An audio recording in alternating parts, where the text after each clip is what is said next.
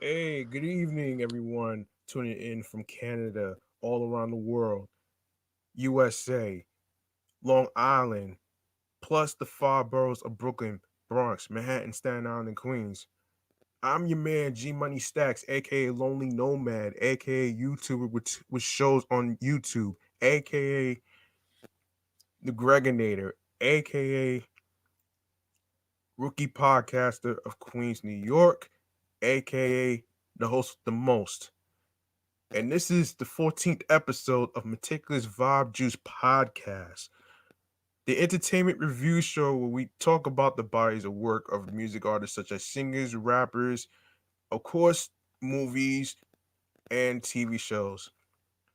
Um, yeah, 14 episodes in the making, man.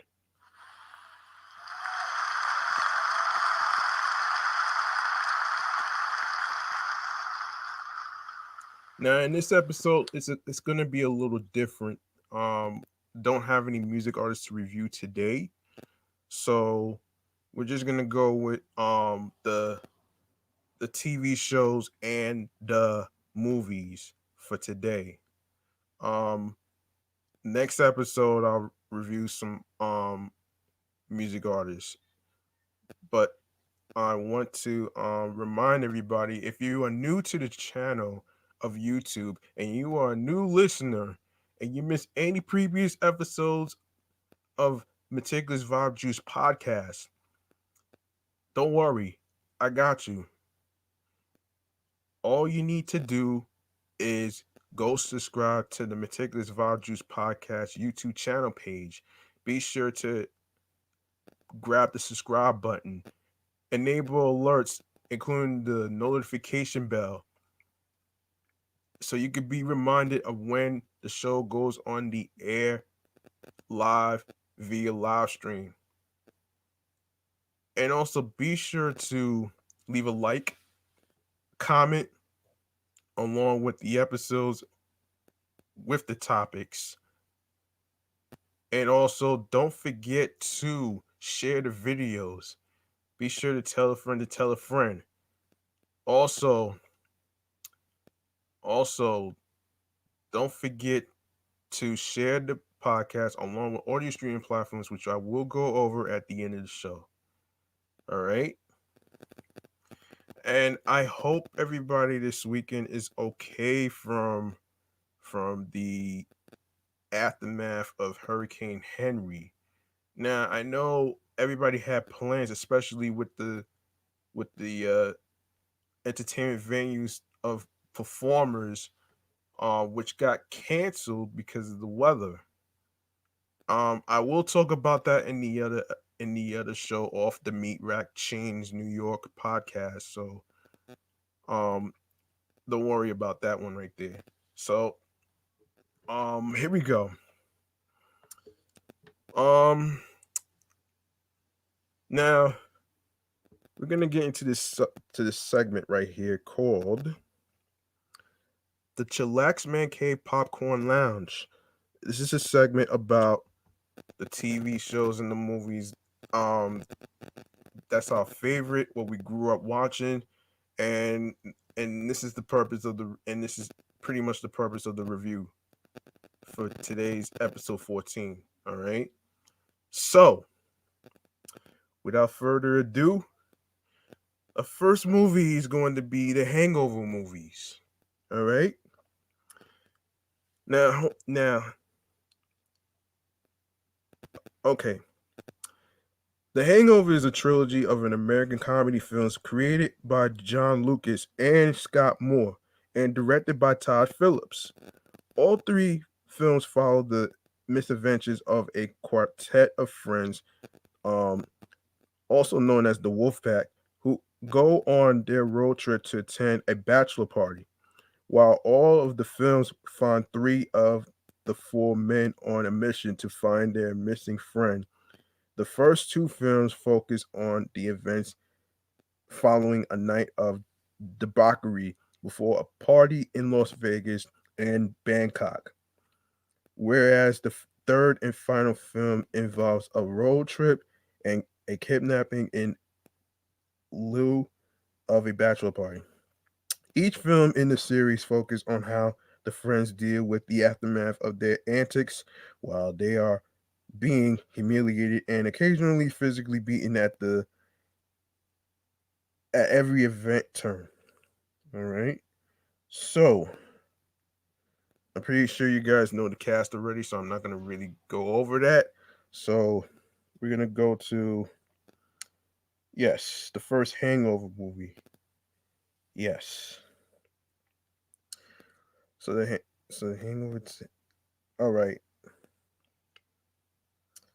So the Hangover tells the story of Phil Wennick, Stu Price, and Alan Gardner, who traveled to Las Vegas for a bachelor party to celebrate the impending marriage of their friend Doug Billings. However, Phil, Stu, and Alan have no memory of the previous event night's events and must find Doug before the wedding can take place. Screenwriters John Lewis, no, excuse me, screenwriters John Lucas rather and Scott Moore wrote the script after hearing now a friend of executive producer Chris Bender went missing following his bachelor party in Las Vegas.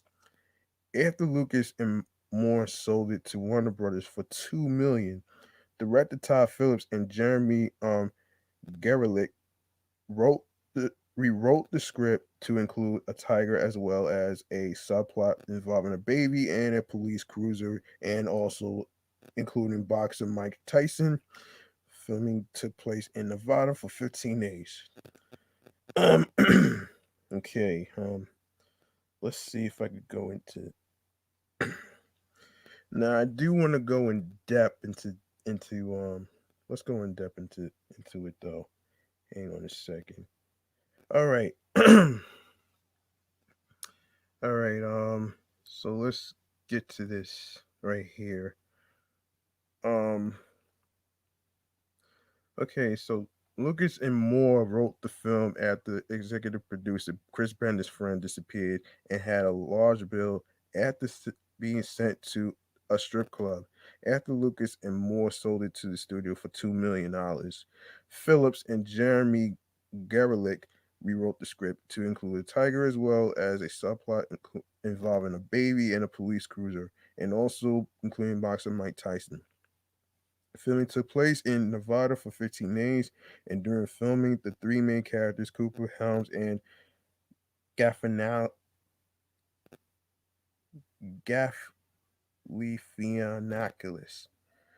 formed a real friendship. The Hangover was released on June 5th, 2009, and it was a critical and commercial success. The film became the 10th highest grossing film of 2009 with a worldwide gross of over $467 million. The film won the Golden Globe Award for Best Motion Picture, Musical, or Comedy, and received multiple other accolades. It is the 10th highest grossing worldwide film of 2009, as well as the highest grossing R rated comedy ever in the United States at the time, before its sequel broke the record, surpassing the record previously held by Beverly Hills Cop for almost 25 years. And yes, I will get to. Okay, we're going to go over the box office. All right. So here we are.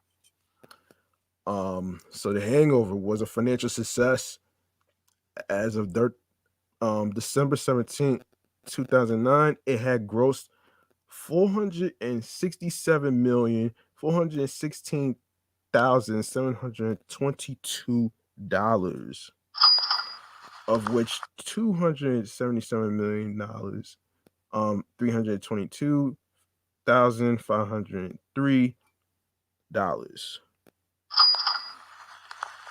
and was in Canada and the United States. It was the 10th highest grossing film of 2009 in the world, the ninth highest grossing film of 2009 in the US, and the highest grossing R-rated comedy ever in the United States, surpassing a record previously held by Beverly Hills Cop for almost 25 years. Out of all R-rated films, it is the sixth highest grossing ever in the US, behind The Passion of Christ, Deadpool, American Sniper, It, and The Matrix Reloaded. However, adjusted for inflation, The Hangover earned less than half the total earned by Beverly Hills Cop and is outgrossed by several comedies, including Porky's. Sheesh.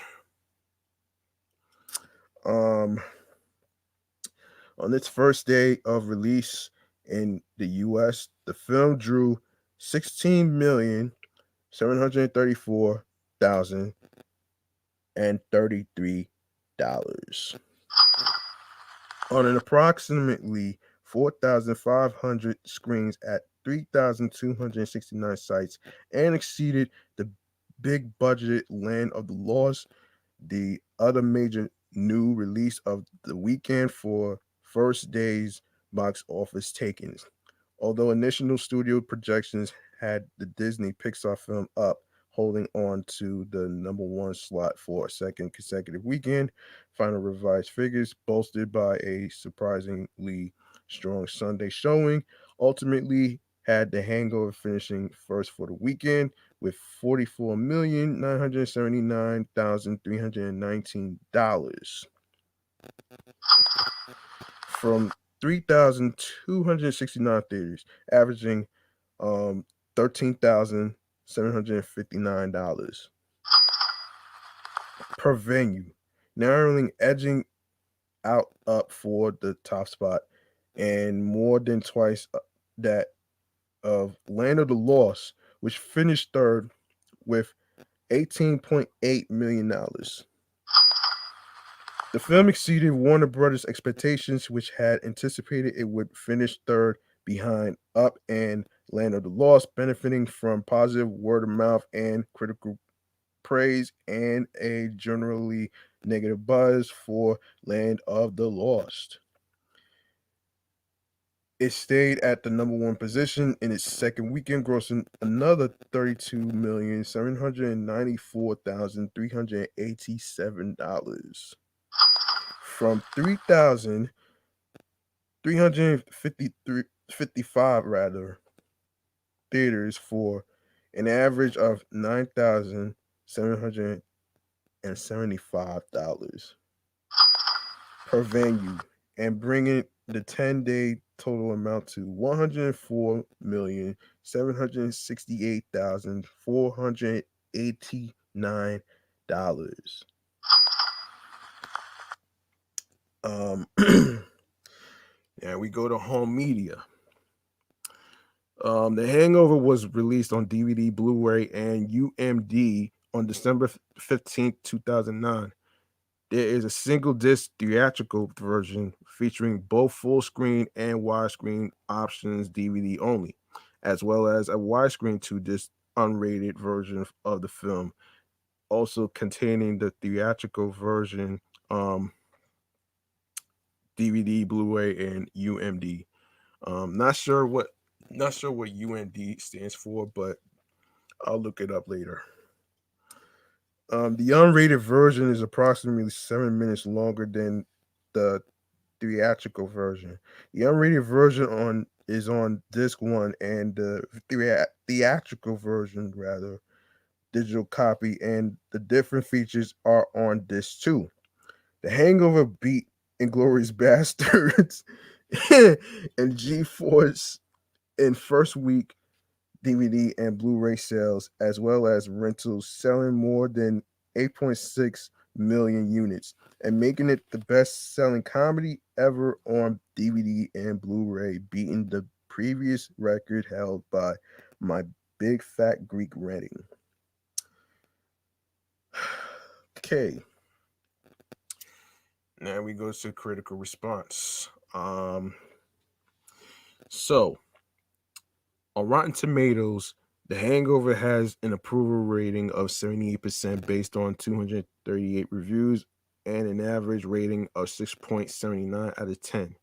The site's critical consensus reads, with a clever script and hilarious interplay among the cast, The Hangover nails just the right tone of raunchy humor, and the nonstop laughs overshadow any flaw.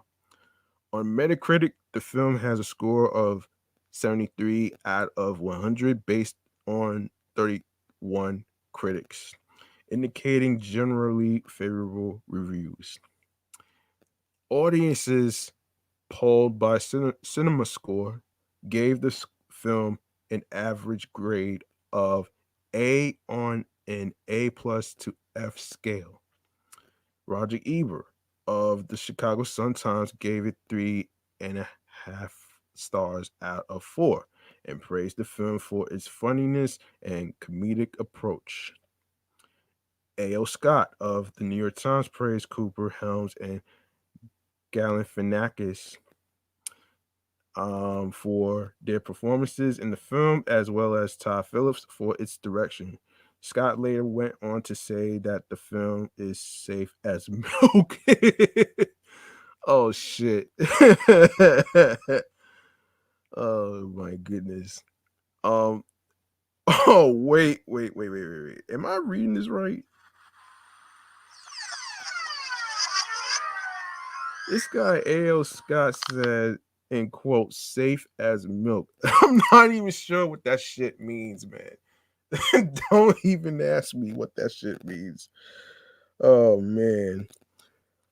Oh my goodness. Mick LaSalle of the San Francisco Chronicle also praised Phillips' direction.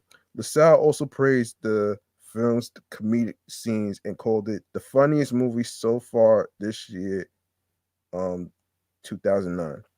Betsy Sharkey of the Los Angeles Times praised the film for its um, perverseness. Sharkey also said that the film is filled with moments as soft-hearted rather, as they are crude, as forgiving as unforgivable. Although Joe Layden of Variety criticized the film's trailers and TV spots for its beer and boobs party hardy farce and also praised the film for its cleverness.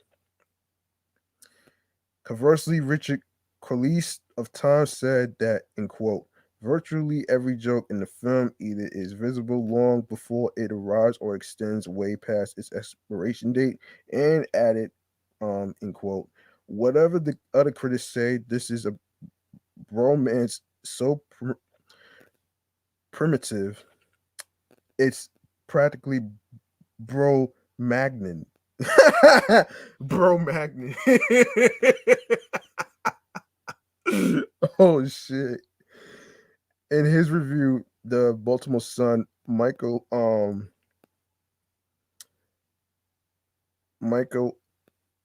Esrago called the film a foul mesh of cheap cleverness and vulgarity. Joe Numea of the Daily News gave the film 2.5 out of 5 stars and noted, quote, amusing as it is, it never feels real. That may not seem like a big deal. A lot of funny movies play by their own rules, except that The Hangover keeps doubling down on the outlandishness. Family oriented reviewers have harangued the film, noting that Galifianakis said he tried to forbid his own mother from seeing it and that he yells at parents of kids who tell him they like the film.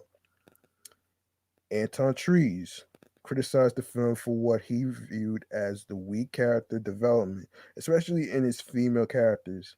Critics also focused on misogyny and stereotyping, in particular the Asian gangster. Hold on 1 second while I take a drink.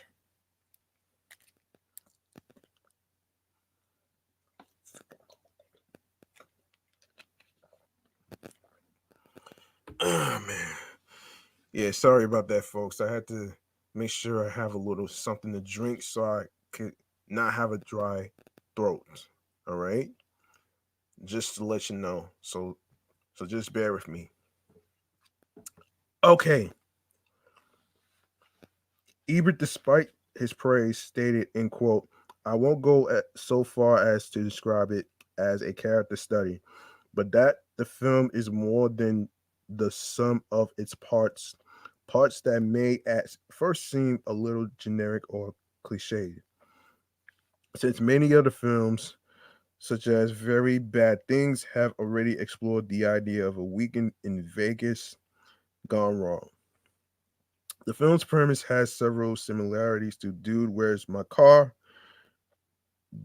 Both films are about a couple of guys waking up after a night of getting trashed, only to find they are missing something important. Whose adventures include a trail of clues, a missing car, dubious encounters with strippers and wild animals, a brush with the law and the gangs chasing them for something they don't realize they have. Now we go to accolades. All right. On January 17th, 2010, The Hangover won the Golden Globe Awards for Best Motion Picture, Musical, or Comedy. It was also named one of the top 10 films of the year by the American Film Institute. The film won Best Ensemble from the Detroit Film Critics Society. Hmm. Okay, I see where they're going with this. Um. Okay. Um. So we go to the impact and legacy. By depicting and celebrating Las Vegas as the ultimate guy's getaway, The Hangover had a major impact on Caesar's Palace and Las Vegas. It was reported in 2013 that as of that year, guests were still continuing to quote to Caesar's staff two lines from the film's check-in scene. End quote. Did Caesar live here? And do you know if the hotel is pager friendly? As a result of the film, hangover themed slot machines became popular at casinos throughout the Las Vegas Valley. The Caesars Palace gift shop sold tens of thousands of hangover related souvenirs, and the Las Vegas Convention and Visitors Authority received numerous inquiries from persons interested in recreating some of the film's most wild scenes, such as those involving a tiger. The Las Vegas branch of Madame Tussauds um, added hangover themed rooms, recreating the room and the wedding chapel, and a tie in rooftop cocktail bar. In 2018, Hasbro issued a parody version of their board game Clue, where players have to locate a missing friend where in the city after a wild night of carousing. Okay. Um Hang on a second, guys. We are going to we're gonna go over Hangover 2 next. Okay. So, Hangover 2, right? Um so Hangover Part 2 is a 2011 American comedy film produced by Legendary Pictures and distributed by Warner Brothers Pictures. It is the sequel to the 2009 film The Hangover and the second installment in the Hangover trilogy. Directed by Todd Phillips, who co wrote the script with Craig Mazin and Scott Armstrong. The film stars Bradley Cooper, Ed Helms, Zach Galifianakis, Ken Jeong, who's also I Can See Your Voice, and the Masked Singer, Jeffrey Tambor, Justin Bartha, and Paul Giamatti. All right. Okay. So it tells the story of Phil, Stu, Alan, and Doug as they travel to Thailand for Stu's wedding. After the bachelor party in Las Vegas, Stu takes no chances and opts for a safe, subdued pre wedding brunch. Things do not go as planned, resulting in another bad hangover with no memories of the previous night. Development began in April 2009, 2 months before The Hangover was released.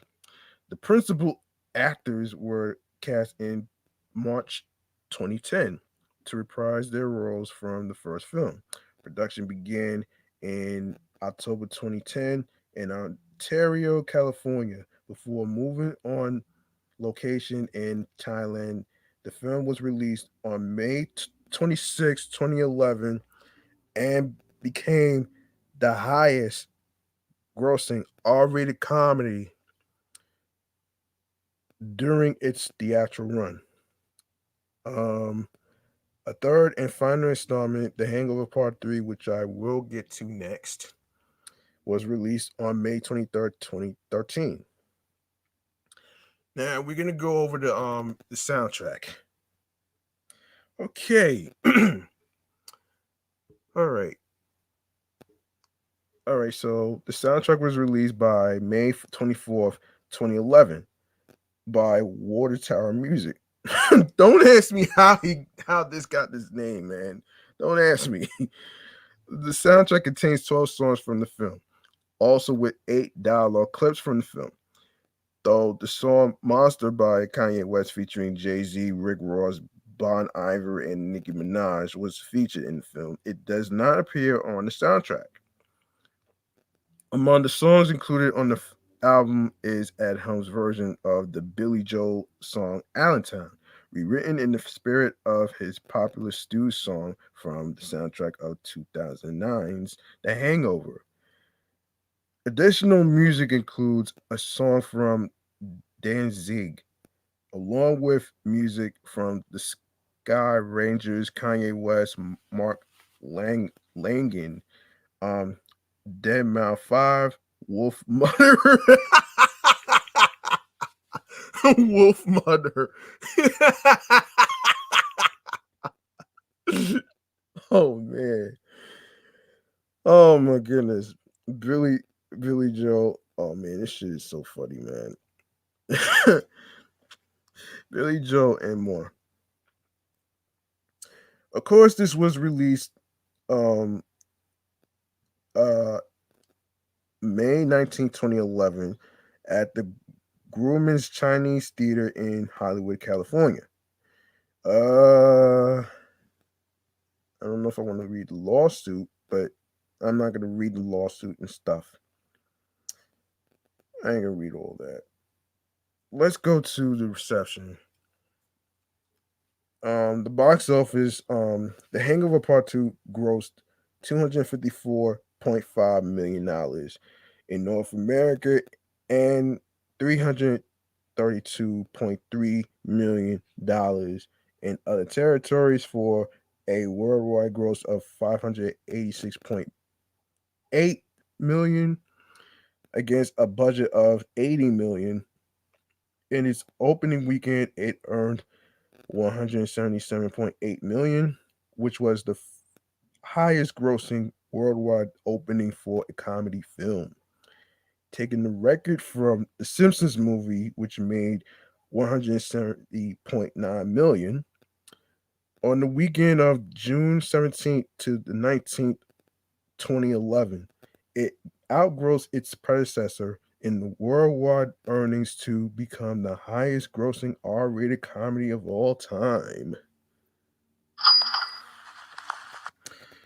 United States and Canada.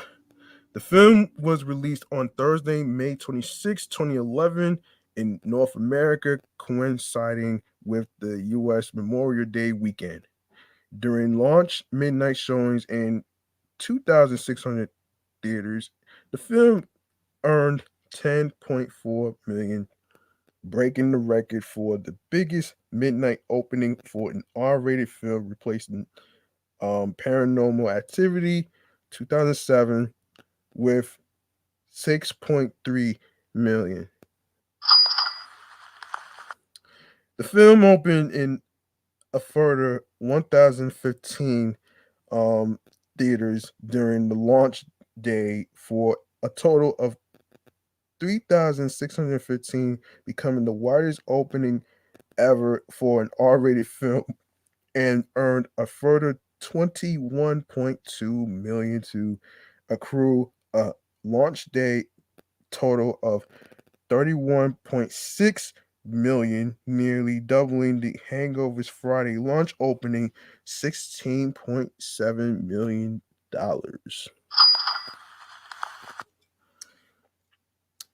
This amount broke two further records: the highest grossing opening day for a live action comedy, and the highest grossing opening day for an R-rated comedy film, replacing Sex and the City 2008 with 26.7 million. According to exit polling, the launch day audience was 51% female and 41% um were aged between 18 and 24. On May 27th, the film took an additional 30 million. Yeah, dropping only 5% from the takings of the previous day and becoming the highest grossing Friday for a live action comedy.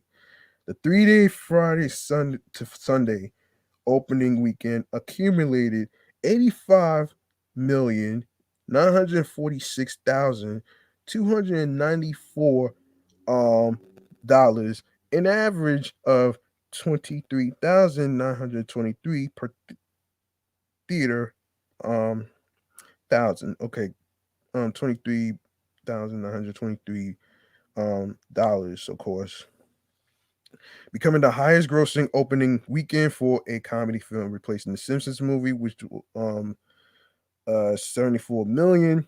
The highest grossing opening weekend for a live action comedy, replacing Austin Powers and Goldmember, $73 million. The highest grossing opening weekend for an R-rated comedy, replacing Sex and the City, 79 million. And the second highest grossing opening weekend of all time for an R-rated film, behind The Matrix Reloaded, which is 91.7 million dollars. Um, okay. For the Memorial Day 40 weekend, the film amazed 103.4 million to become the fourth highest grossing Memorial Day weekend opening.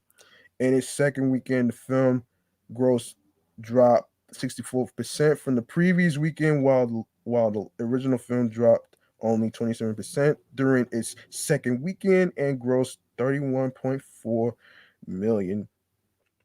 The film ended its box office run on September 15th, 2011, on the 11th, no, uh, 113th day of its release.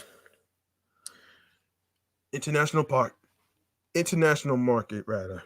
Um, The Hangover Part 2 debuted in 40 countries internationally over the weekend of May 26th to the 29th, 2011, across 5,170 screens. In total, the film accrued $60.3 million from its Friday through Monday opening weekend, more than tripling the international gross of The Hangover's debut in the same territories. The highest weekend gross came from the United Kingdom, where the film earned oh boy, 10,409,017 from 469 screens, breaking the record for the highest grossing um opening for a US comedy rather. But this record was overtaken by the In Betweeners movie, which is 13,216,736. Australia accrued a gross of 12.1 million to replace Sex and the City in the country as the highest grossing opening for an MA rated film, no one under the age of 15 permitted. The film took 8.7 million in the Netherlands and 6.2 million in France and 3.1 million in Italy, 4.6 million with previews, a five-fold increase over the opening weekend gross of The Hangover. On the second weekend, the film accrued 63.8 million from 53 territories, placing it second behind Pirates of the Caribbean on Stranger Tides. The film having earning 79% of its predecessor's entire overseas run. On the weekend of June 10th to the 12th, 2011, it surpassed its predecessor and There's Something About Mary in international earnings to become the highest grossing R-rated comedy overseas. Now we go to the critical reception. All right. On Rotten Tomatoes, the film has an approval rating of 33% based on 247 reviews with an average rating of 4.96 out of 10. The site's critical consensus read in quote, a crueler, darker, raunchier carbon copy of the first installment. The Hangover Part 2 lacks the element of surprise and most of the joy that helped make the original a hit.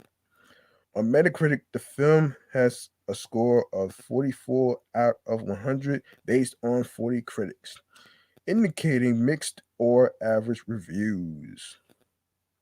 Audiences polled by CinemaScore gave the film an average grade of A minus on an A plus to F scale. Wow. That shit is serious. Um, that shit is serious, man. Okay. Andrew Barker of Variety gave the film a negative review, stating, in quote, the stock dismissal, more of the same, has rarely been more accurately applied to a sequel than to The Hangover Part 2, which ranks as little more than a faded copy of its predecessor superimposed on a more brightly colored background. Damn. And I seen the trilogies of those Hangover movies though, man. um yeah, I'll give my verdict at the end of the show. Um so so this so the stock dismissal more okay, I did read this part. Christy Lemire of the Associated Press said, giving the people what they want is one thing. Making nearly the exact same movie a second time, but shifting the setting to Thailand is just what? Lazy, arrogant? Maybe a combination of the two. Roger Ebert of the Chicago Sun-Times gave the film 2 stars out of 4, stating, in quote, "The Hangover Part 2 plays like a challenge, rather, to the audience's capacity for raunchiness. It gets laughs, but some of them are in disbelief. Conversely, Michael Retzschaffen of The Hollywood Reporter gave The Hangover Part 2 a positive review, remarking, in quote, what happens in Bangkok isn't as much fun as when it happened in Vegas, but it's still worth the trip. Lou um,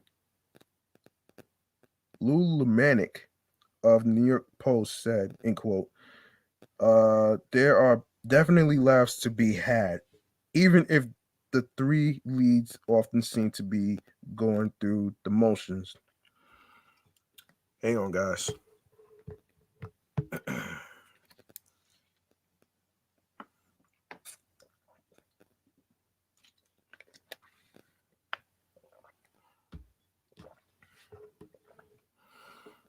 All right. All right. It's a controversy. Oh boy. Okay, Crystal. A capuchin monkey also appeared in the Nights at the Museum films. Portrays the drug dealing stealing. Wow, the drug dealing monkey. Oh shit. Yo, don't ask me how, but I don't know, man. Don't ask me how.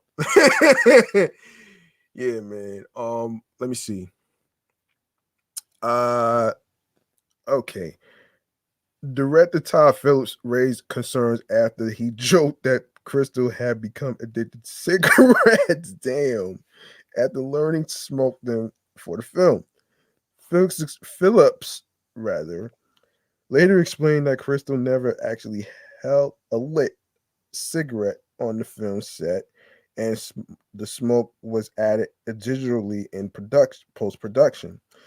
Despite this, Peter protested about Crystal's appearance in the film for use of exotic animals for entertainment purposes, and the film does not carry the American Humane Association's disclaimer that no animals were harmed since the group was denied set visits. Okay. In an interview with New York Magazine, King Jong responded to criticisms of the character Mr. Chow as an offensive caricature, and stated doing the character was very cathartic for him, and said the character has the inflections of Vietnamese with kind of the anger of my own Korean nature, although it's definitely not about an accent or stereotype. As the film comes to a close, many photos are revealed depicting the events of the previous night. Among them is a photo which loosely depicts a famous war photo by photographer Eddie Adams of a public execution during the Vietnam War. Film critic Roger Ebert was amongst those who criticized use of the photo, calling it a cruel shot that director Todd Phillips should never ever have used. All right, we go to the accolades. All right, accolades. Right. Okay, choice movie at the comedy. Choice movie at the comedy. This is the 2011 Teen Choice Awards. Um, Ed Helms, Zach Galifianakis. Choice movie chemistry: Bradley Cooper, Ed Helms, and Zach Galifianakis nominated. Choice hissy fit: Ed Helms. Choice movie male scene stealer: Kang Jung nominated. Choice movie female scene stealer: Crystal the monkey. Oh shit. Oh man. Oh my goodness. Favorite comedy movie. This is the 2012 People's Choice Awards. Favorite assembled movie cast, favorite comedic movie actor, Bradley Cooper. Worst supporting actor, King Jung nominated. And Raspberry Awards, Golden Raspberry Awards rather. Worst supporting actor, worst prequel, remake, ripoff, or sequel. MTV Movie Awards, best comedic performance, Zach Galifianakis. Okay, now we go to The Hangover Part 3, and then I'll review Me, Myself, and Irene next. All right. Let me see. Let me see something. All right. All right. I should be straight. All right. The Hangover Part 3 is a 2013 American action comedy film and the sequel to The Hangover Part 2, produced by Legendary Pictures and distributed by Warner Brothers Pictures. It is the third and final installment in the Hangover trilogy. The film stars Bradley Cooper, Ed Helms, Zach Galifianakis, Justin Bartha, King Jong, and John Goodman, with Todd Phillips directing a screenplay written by himself and Craig Mazin. Okay. All right. Right. So the film follows the Wolf Pack, um, as they try to get Alan the help he needs after facing a personal crisis after the bachelor party in Bangkok. However, things go awry when an incident from the original film comes back to haunt them. So the Wolfpack teams up with their gangster friend Leslie Chow to defeat Marshall. The Hangover Part 3 was announced days before the release of The Hangover Part 2, and Mason, who co wrote Part 2, was brought on board. In January 2012, the principal actors re-signed this to star. In March 2012, Warner Bros. Announced a U.S. Memorial Weekend release. The supporting roles were cast between June and September 2012. Principal photography began in September 2012 in Los Angeles, California, before moving to No- Nogales, Arizona, and Las Vegas, Nevada. The film was premiered on May 13th, 2013 in Los Angeles, California, and was released internationally on May 23rd. It received negative reviews from critics and grossed $352 million worldwide. Um, all right. Now we go to the soundtrack. All right. So the soundtrack has been okay. So the Hangover Part 3 original motion picture soundtrack is the soundtrack of the film. It was released May 21st, 2013. Hanson, Mbop, Billy Joe, My Life, um, Fletcher Sheridan, um, Av Maria, Harry Nielsen, Everybody's Talking, Down in Mexico, The Coasters, Hurt, King Jung, Mother 93, Dancing, um, and of course, fucking Problems, ASAP Rocky featuring Two Chains, Drake, and Kendrick Lamar. I believe I could fly. Oh boy. Fever, The Cramps. Damn. NIB, Black Sabbath.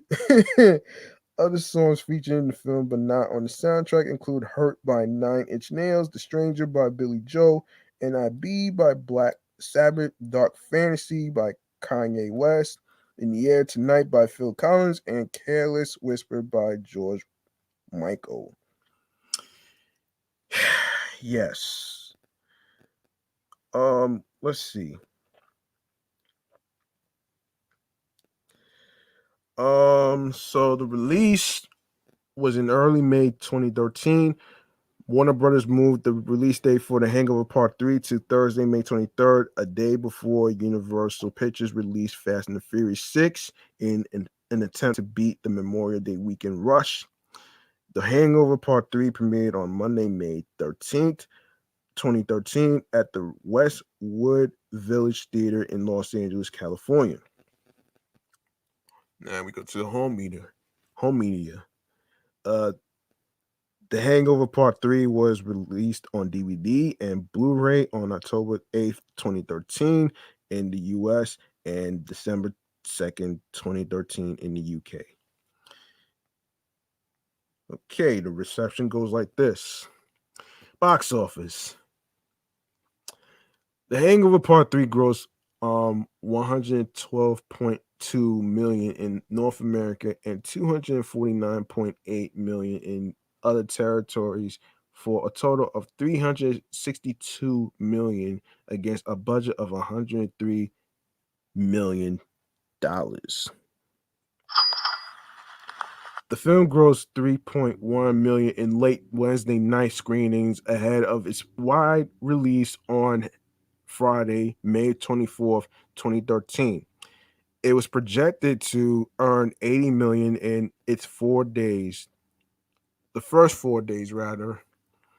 Um, the film ended up grossing 53.5 million over its first 4 days, including 41.7 million in its opening weekend, far below the 135 million earned by The Hangover Part 2 in its opening days. Now we go to the critical response. On Rotten Tomatoes, the film has an approval rating of 20% based on 206 reviews and an average rating of 4.2 out of 10. The site's critical consensus reads less a comedy than an angry, dark action figure. Um, angrily dark action thriller, to be exact.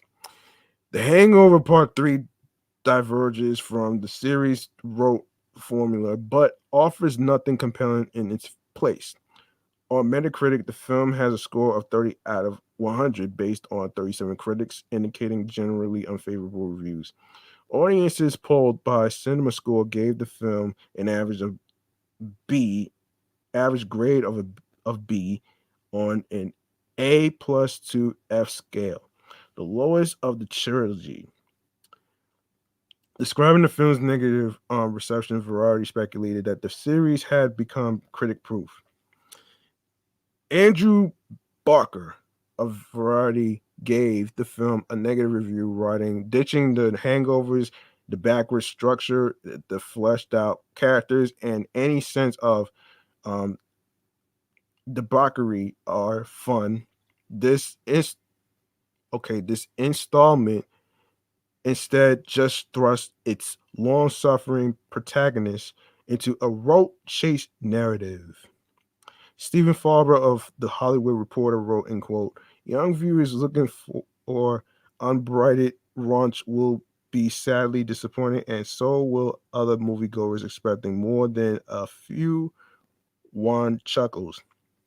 Stephen Holden of New York Times called The Hangover Part 3 a dull, lazy walkthrough that, along with The Big Wedding, has a claim to be the year's worst star-driven movie.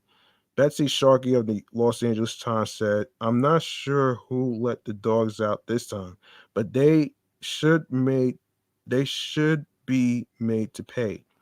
Richard Roper of the Chicago Sun-Times wrote, director Todd Phillips delivers a film so different from the first two.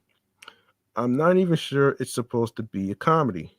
Christy Lemire of the Associated Press gave the film a positive review, writing, The Hangover Part 3 runs a different sort of risk by going to darker and more dangerous places than its predecessors, both artistically and emotionally.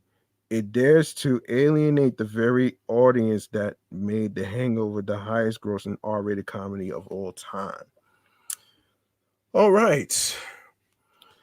Our next movie is Me, Myself, and Irene. All right. I seen this bus ad of Me, Myself, and Irene when I was like around in private school. Um and and I actually got a chance to see it actually, rather. So here we go. Me, Myself, and Irene is a 2000 American black comedy film directed by the Farrelly brothers, excuse me, and starring Jim Carrey and Renee Zellweger, Chris Cooper, Robert Foster, Richard Jenkins, Daniel Green, Anthony Anderson. I'm surprised he's there. Um, Gerard Mixon and Mongo Brownlee co-star. The film is about a Rhode Island state trooper named Charlie who after continuing years of continuously suppressing his rage and feelings suffers a psychotic breakdown that results in a second personality, Hank. This was um Carey's first role in a 20th Century Fox film, along with being the Farrelly brothers' second film was filmed with Carey since Dumb and Dumber was released in 1984. Okay. So, um, I'm not gonna read the plot, so you guys are more welcome to read the plot yourself. So I'm gonna go to the music section. Okay, so the film's original score was written by Pete Yam, while the movie soundtrack contains 8 covers of Steely Dan songs. All right, um, never heard of him, but okay. So XTC, I like that. Breakout, Foo Fighters, Do It Again, Smash Mouth, Deep Inside of You, Third Eye Blind, um, Total Immortal, The Offspring, The World Ain't Slowing Down, Alice Paul, Any Major Dude Will Tell You, Wilco, Only a Fool Would Say That, Ivy, Can't Find the Time to Tell You, Hootie and the Blowfish, um, Booty Sat. Oh man, Brian Setzer Orchestra. I'm not even gonna butcher this song name, man, but Bad Sneakers, The Push Stars, Reeling in the Years, Marvelous 3, Strange Condition, Pete Yorn, Barrytown, Ben Folds 5, Razor Boy, Billy Goodrum, Where He Can Hide, Tom Wolfe. Motherfucker by the Dwarves, Fire Like This by Hard Knocks, Don't Say You Don't Remember by Beverly Breamers, The Perpetrator by Hipster Daddy O, and the Hand Grenades, Love Me Cha Cha by Jimmy Luxury, and Hem of Your um Garment by Cake were included in the movie, but not on the soundtrack. Pete Yorn's Just Another can also be heard in the background during the scene where they discuss Hank's idea. Alta, Mara's El Capitan can be heard in the background during the scene where Hank fights Charlie at the train station. Oh boy.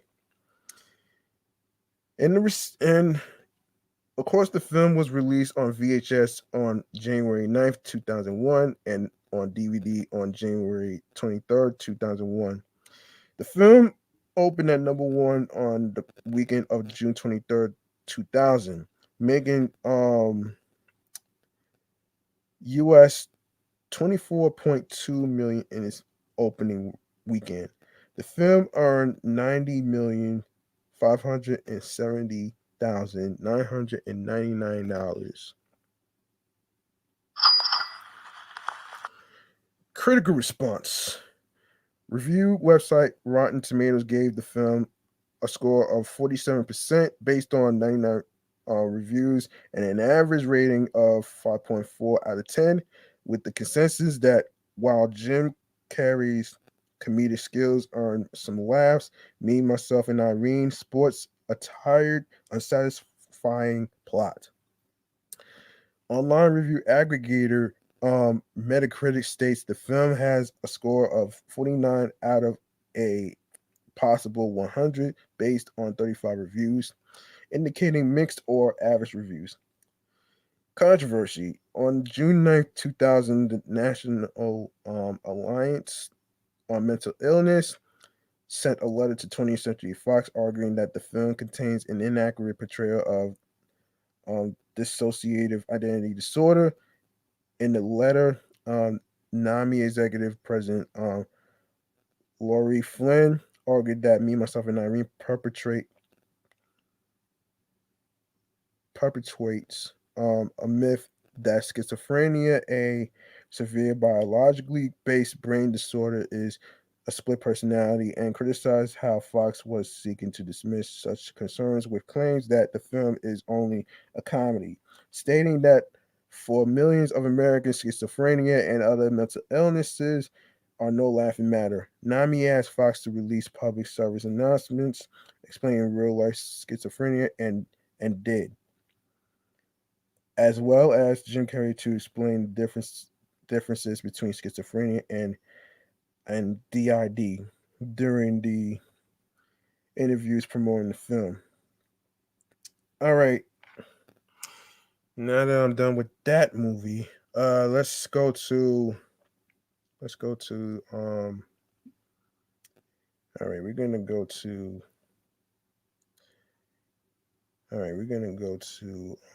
hang on a second, guys. Oh, oh wait. Let's go to Ren and Stimpy. Hang on. Hang on. All right. The Ren and Stimpy show. Of course. One of my favorite TV shows of all time.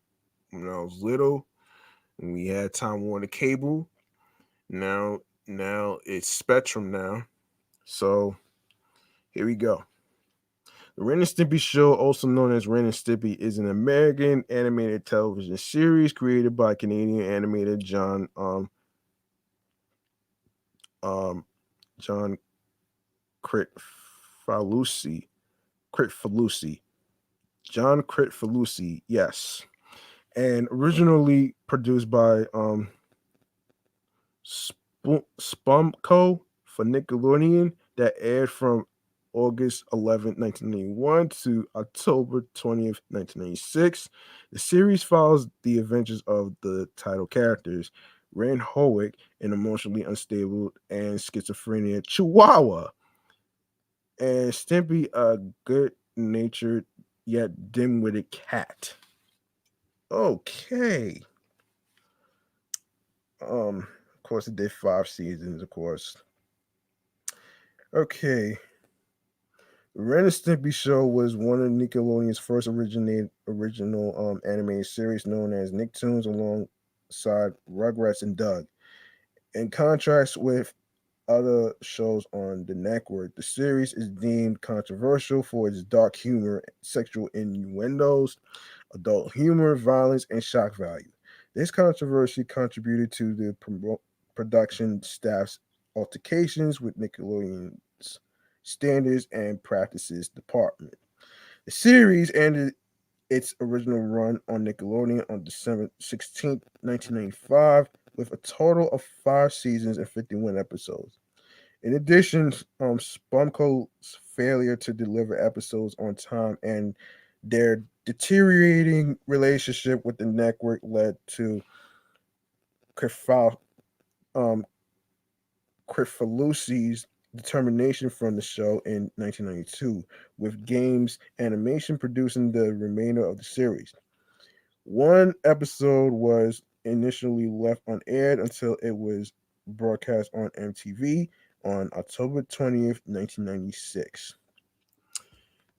Hold on, guys.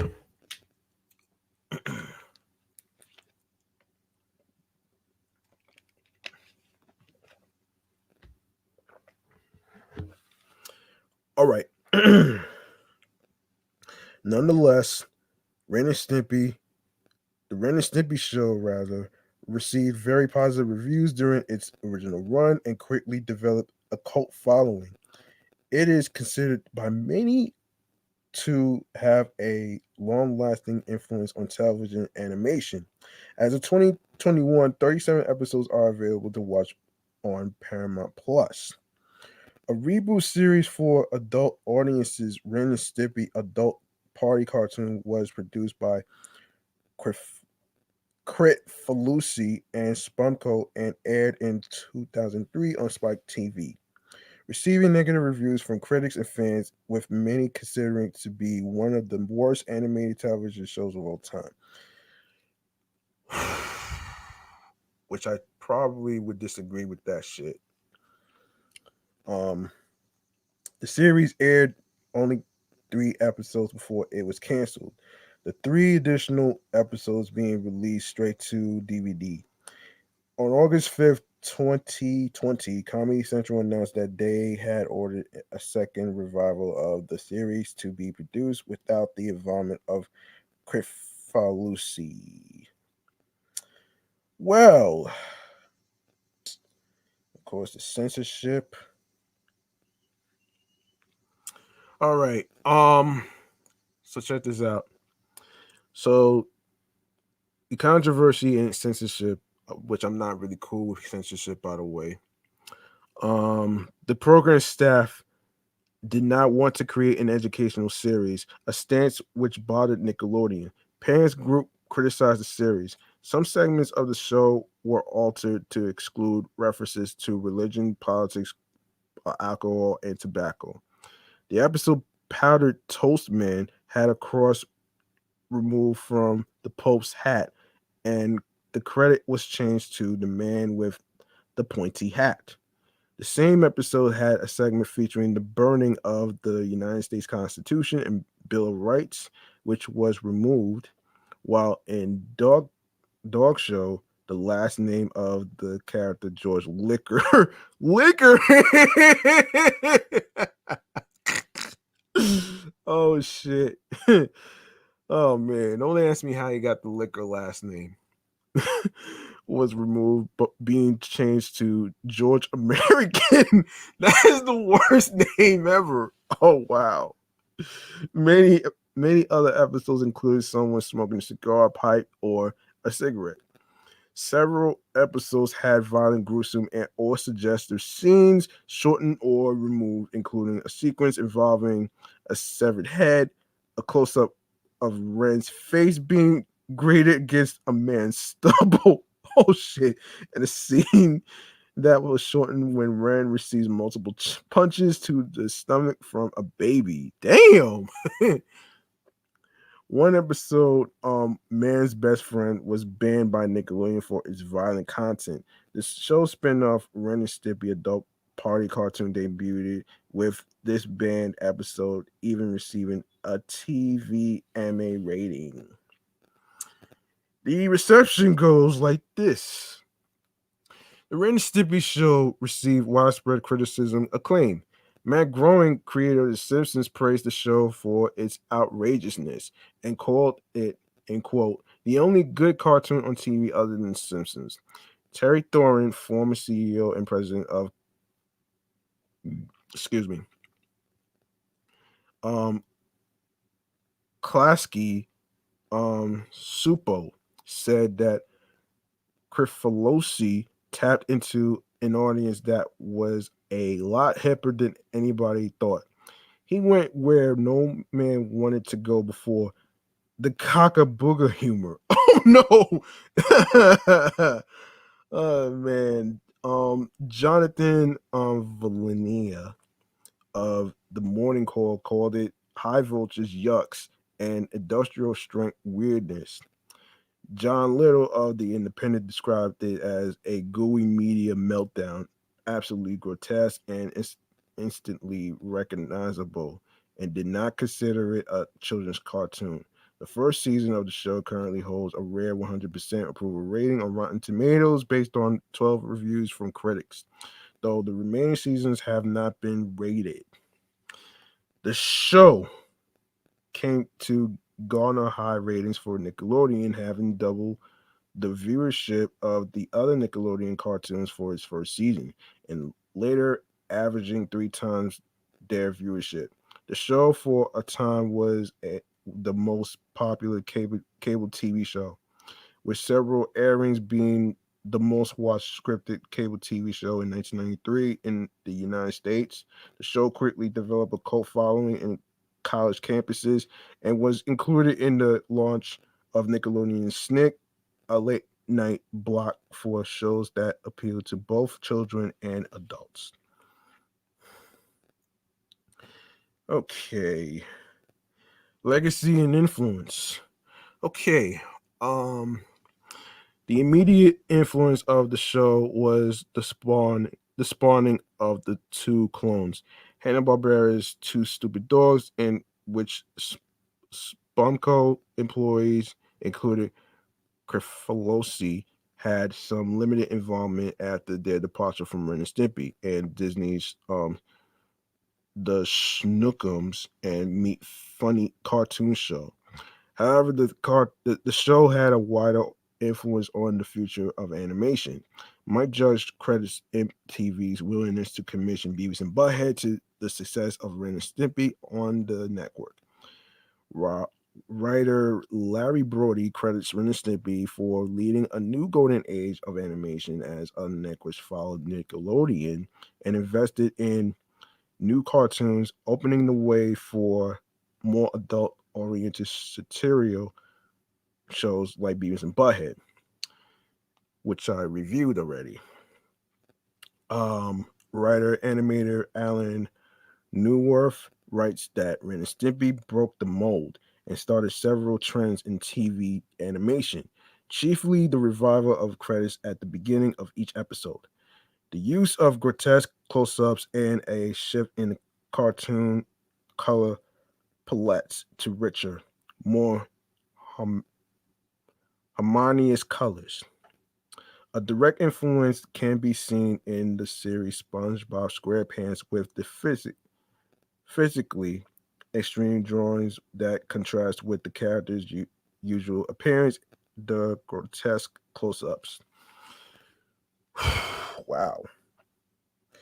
Um, the characters became a cultural touchstone in the mid 1990s and were featured in the works such as both films Clueless and The Cable Guy. Ren and Stimpy placed 31st in TV Guide's list of top 50 greatest cartoons of all time in 2002. The cover story of the October 2001 issue of Wizard, a magazine for comic book fans, listed the 100 greatest tunes ever as selected by their readers, with Ren and Stimpy ranked at number 12. Other entertainment journals similarly hold Ren and Stimpy as one of the best cartoons of the 90s and cartoons for adults. Okay. Okay. All right. So revivals, adult party cartoon. In 2003, Krifalosi to headed the relaunch of the series as Ren and Stimpy adult party cartoon. The new version was aired during a late night programming block on Spike TV and was aired no, it was rated rather TVMA. The series explores more adult themes, including an explicitly homosexual relationship between the main characters, strong profanity, graphic violence, and female nudity. Okay. Um Billy West declined to participate in the show, saying that the show wasn't funny and that joining it would have damaged his career. Eric Boza voiced Stimpy, while Krifalosi reprised the roles of Ren and Mr. Horse. The show began with the banned Nickelodeon episode Man's Best Friend before debuting new episodes. Fans and critics alike were unsettled by the show from the first episode, which featured the consumption of bodily fluids such as nasal mucus, saliva, and vomit. Oh shit! Like the original series, Krifalosi showed apparent disregard for meeting production deadlines, with only 3 of the ordered 9 episodes being completed on time. After 3 episodes, Spike's entire animation block was removed from its programming schedule. 3 more episodes, already in production by the time the series was canceled, were subsequently completed and released directly to DVD in 2006. Canceled revival attempt. In February 2016, Deadlight.com reported that Ren and Stimpy was scheduled to appear in an upcoming Nicktoons film reboot. 3 months later, Variety reported that Nickelodeon was in negotiations with Krifalosi about a revival of the characters. Bob Camp and William Ray stated in an April 2016 panel discussion that Crit Filosi um, was developing a Ren and Stimpy short that would screen along with the third SpongeBob SquarePants film. They later said that they were not invited to the party and would not be involved with the production. However, Krifalosi denied on Twitter that he was making such a cartoon. An animated um, of the short was released as an Easter egg on the Cans Without Labels DVD in May 2019. Um, Comedy Central revival on August 5th, 2020. It was reported that a new Ren and Stimpy reboot had been greenlit by Comedy Central along with Daria and Beavis and Butthead. Though a new creative staff has been employed, Billy West is expected to return along with a few of the original series writers. John Crit Filosi would not be involved with the reboot or receive any compensation from it. The series is set to be produced by Nickelodeon Animation Studio. According to West, development was postponed due to the COVID-19 pandemic in the United States, contrary to earlier rumors that the project had been canceled. Viacom CBS, the parent company of Comedy Central, and Nickelodeon has not responded to requests for a comment about the status of the show. Okay.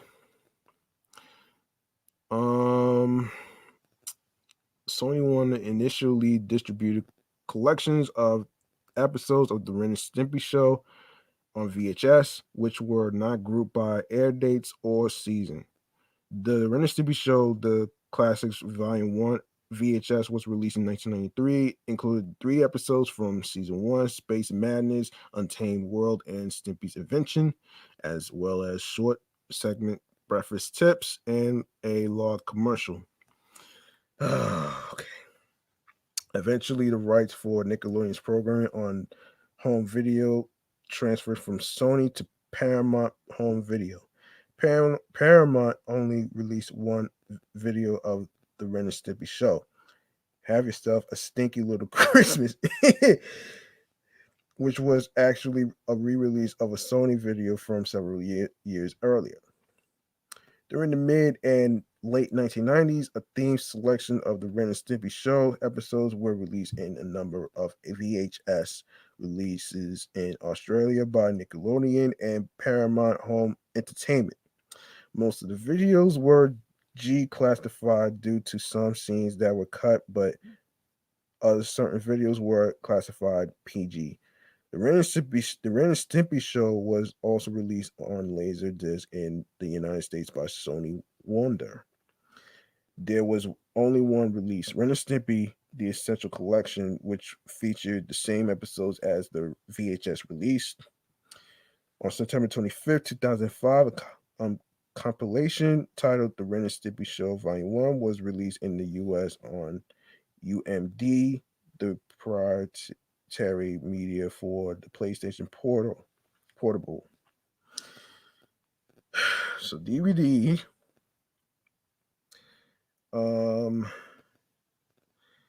Yeah, you know what? I don't know if I'm gonna read all. I'm not gonna read all this, man. All right. So we're gonna go to other media. Okay. 7 action games based directly on the television series were released between 1992 and 1995.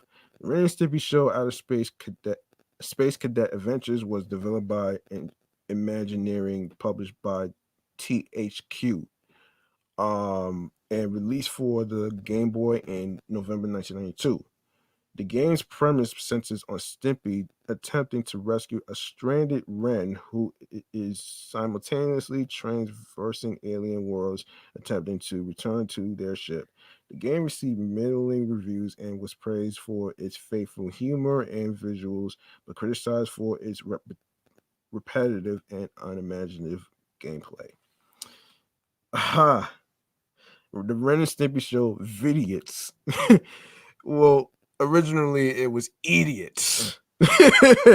Was developed by Grey Matter, published by THQ and released for the Super NES and Game Boy in October 1993. The game is composed of 4 stages based on episodes from the television series. Both versions of the game received middling reviews. The SNES version was praised for its faithful visual and audio, but criticized for its repetitive stages, standard gameplay, and sluggish controls. Nintendo Power commented that the Game Boy version had good graphics, but poor controls and challenge. Hold on, guys.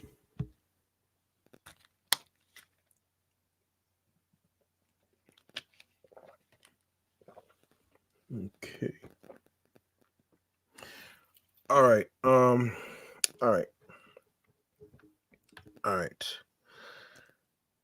All right. I'm not gonna read too much of this. You guys are more welcome to actually read the other media and stuff like that. I'm going to try to wrap this up. But let me just get to.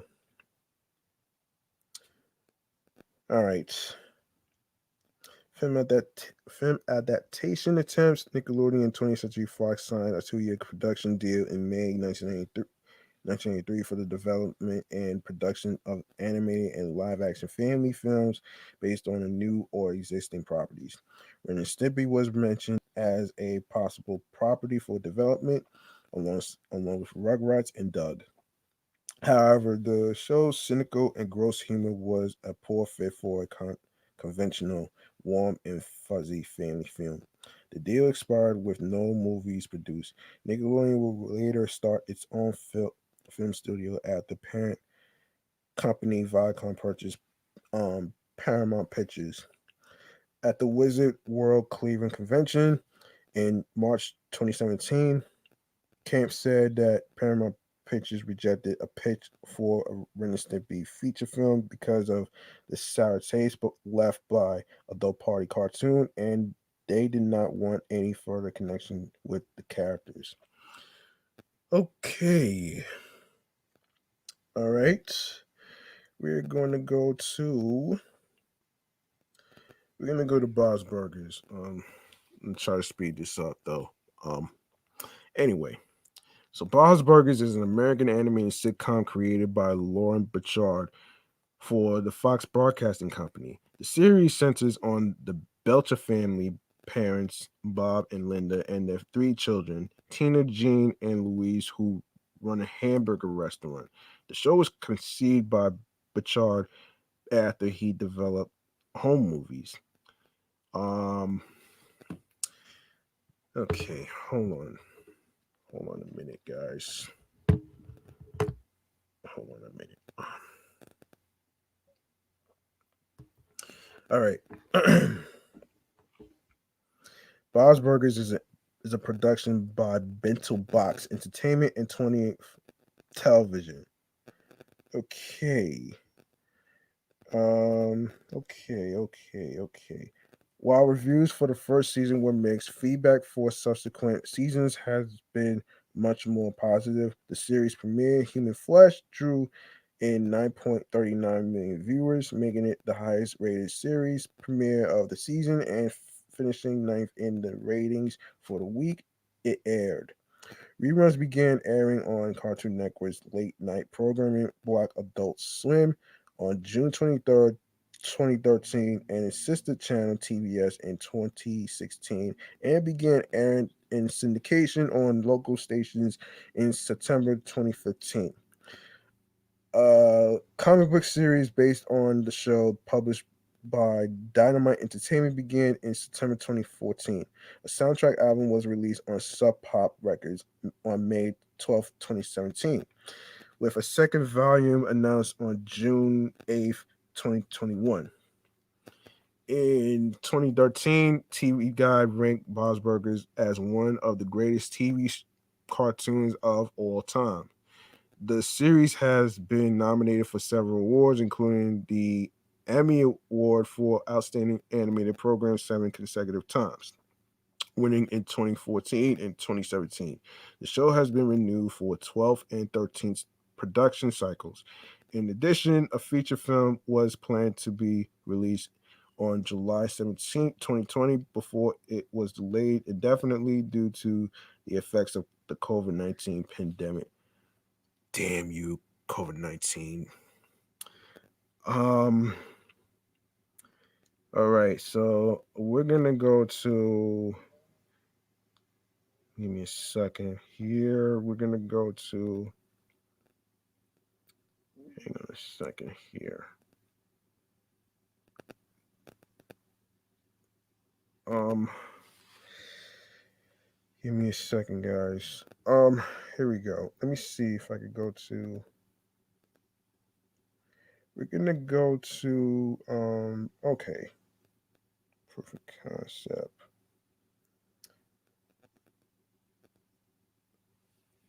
Yeah, let's go to. Okay. Voice cast. Bob's Burgers has six main cast members. John Benjamin as Bob Belcher, who also plays Archer, which I will review in the future.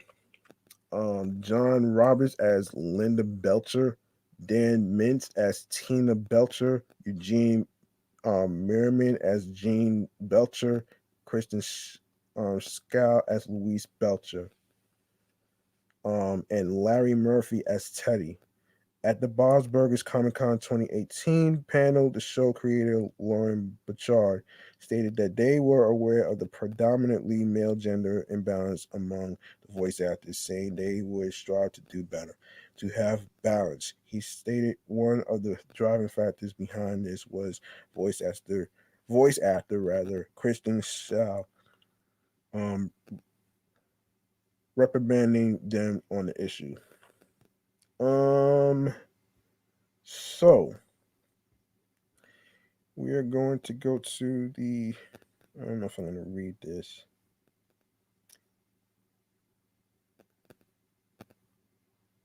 So we're going to go to.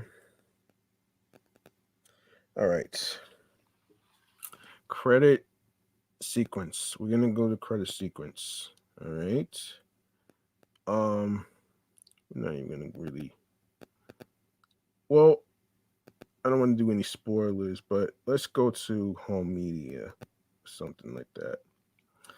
So the first season through the current season of the show are available on iTunes Store for download and Hulu. The first 8 seasons are available from Amazon Music. No, excuse me, Amazon Video, and all 11 seasons are available on Disney Plus outside of the U.S. And it was released April 17th, 2012. Second season May 7th, 2013. Uh, Third season May 13th, 2014. Fourth, May 12th, 2015. This is fifth season, July 20th, 2016. Bob's Burgers complete sixth season, October 2nd, 2018. 7th, October 2nd, 2018. October 22nd. No, excuse me, October 2nd, 2018. 9th, 2019. 10th. Okay.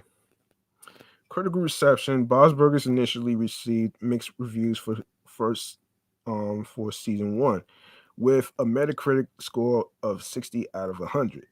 However, by season two, the ratings had reached a score of 78 out of 100, proving a rise in popularity with praises about its daffy comedic momentum and how it is new and fresh. Rotten Tomatoes gave the first season a 73% score based of 41 reviews with no, an average rating of 6.1 out of 10. The site's critical consensus states, in quote, a modestly immature workplace cartoon not without potential that needs to work on finding its rhythm. The Washington Post described the show as pointless, vulgar, and deri- the derivatively dull, while Reuters stated that it's unwise and unnecessary to launch an animated sitcom on Fox that appears intent to ape the vulgarity quotient of Family Guy. USA Today stated that Bob's Burgers isn't very tasty, describing the comedy as just loping along, stumbling from one tasteless movement to the next. The New York Times described the show as having a, a lack a, a lackadaisical vibe. Its humor, no matter how archaic, slides by in a deadpan monotone. However, the first season progressed and concluded, and the second began. Critics began giving the series praise. Rowan Kaiser of the AV Club has recalled the show was amusing, yes, and there was certainly potential, but it took half a dozen episodes before it really began to meet that potential. Season 2 has a Metacritic score of 78 out of 100 and a Rotten Tomatoes score of 100% based on 8 reviews. Season 3 has a Rotten Tomatoes score of 88% based on 8 reviews. Season 4 has a score of 89% based on 9 reviews. Season 5 has a score of 100% on 12 reviews. And season 6 has 100% based on 10 reviews. Entertainment Weekly gave the show an A grade in its review, remarking that a comedy this well done is very rare indeed. It ain't cool news, called Bob's Burgers perhaps the funniest half hour currently airing on broadcast TV in 2011. In its review, um, CNN called the show weekly funny and said there are too many highlights to list here.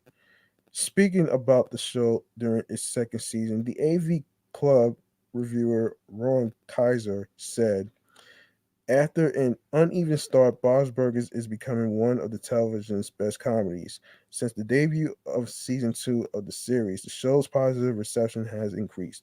The AV Club voted Bob's Burgers as the 10th best TV show of 2012, the third best show of 2013, the 20th best show of 2014, the and the 35th best show of 2015. I'm not gonna go over the ratings. Um, not gonna go over the ratings actually. And of course, let's read this. October 4th, 2017, Fox announced that a Bob's Burgers movie was in the works to be released on July 17, 2020. Creator Bachar has said the movie will scratch every inch the fans of the show have ever had, while being appealing to new audiences. Only July 18, 2018, Lauren Bachar said that the script had been submitted and accepted by the studio. The movie will be a musical comedy and will involve Louise and her nightlight coochie copy inside her fantasy world as a mirror subplot. On November 17, 2019, the movie was briefly pulled from Fox release schedule, but the following day it was back on the schedule.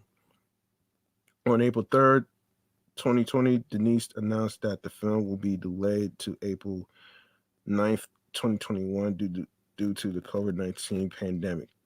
On January 22nd, 2021, the film was delayed indefinitely along with a few other 20th century films. Um, a comic book series based on the show, published by Dynamite Entertainment, began its run in September 2014. A virtual pinball adaptation of the series was developed and released by Zen Studios in 2015 as an add-on for the games Zen Pinball 2, Pinball FX2, and Pinball FX3, as well as the standalone paid app on iOS and Android. This table is one of the four featured in the Balls of Glory pinball pack produced as a result of Zen's partnership with Fox Digital Entertainment and features 3D animated figures of the Belcher family. All right. Last thing is um The Simpsons. Yes, this is the last topic that I'm going to review, which is The Simpsons, one of my favorite TV shows, which I still watch to this day, actually. And I didn't think it's going to last 32 or 33 seasons, man. That's actually impressive compared to Saturday Night Live. Wow. Anyway, The Simpsons is an American adult animated sitcom created by Matt Groening for the Fox Broadcasting Company. The series is a satirical depiction of the American life epitomized by the Simpson family, which consists of Homer, Marge, Bart, Lisa, and Maggie. The show is set in a fictional town of Springfield, which nobody really seems to know what state exactly. It's not really a real place, you guys. Just to let you know, it's not really a real place. The same way Wakanda is not a real place. So there you go. Um okay. The show is set in a fictional town of Springfield and parodies American culture and society, television, and the human condition. All right, we're gonna go to um. All right, I'm not even gonna really. Should I? Okay. All right. The family was conceived by growing shortly before a solicitation for a series of animated shorts with producer James L. Brooks. He created a dysfunctional family and named the characters after his own family members, substituting Bart for his own name. He thought Simpson was a funny name in that it sounded similar to Simpleton. Oh shit! Wow. The shorts became a part of the Tracy Ullman show on April 19, 1987. After 3 seasons, the sketch was developed into a half-hour primetime show and became Fox's first series to land in the top 30s in a season from 1989 to 1990. Since its debut on December 17, 1989, 706 episodes of the show have been broadcast. It is the longest running American animated series, longest running American sitcom, and the longest running American scripted primetime television series rather, both in terms of seasons and numbers of episodes. A feature-length film, The Simpsons movie, which I've seen a couple of times actually, was released in theaters worldwide on July 27, 2007, and grossed over, excuse me, $527 million. With a sequel in development as of 2018, the series has also spawned numerous comic book series, video games, books, and other related media, as well as a $1 billion merchandising industry. The Simpsons is a joint production by Gracie Films and 20th Television. Its 30 its 32nd season premiered on September 27th, 2020, and includes the show's 700th episode. On March 3rd, 2021, the series was announced to have been renewed for seasons 33 and 34, which were later confirmed to have 22 episodes each, increasing the episode count from 706 to 750. Wow. Give it up for The Simpsons for getting renewed for 33 and 34.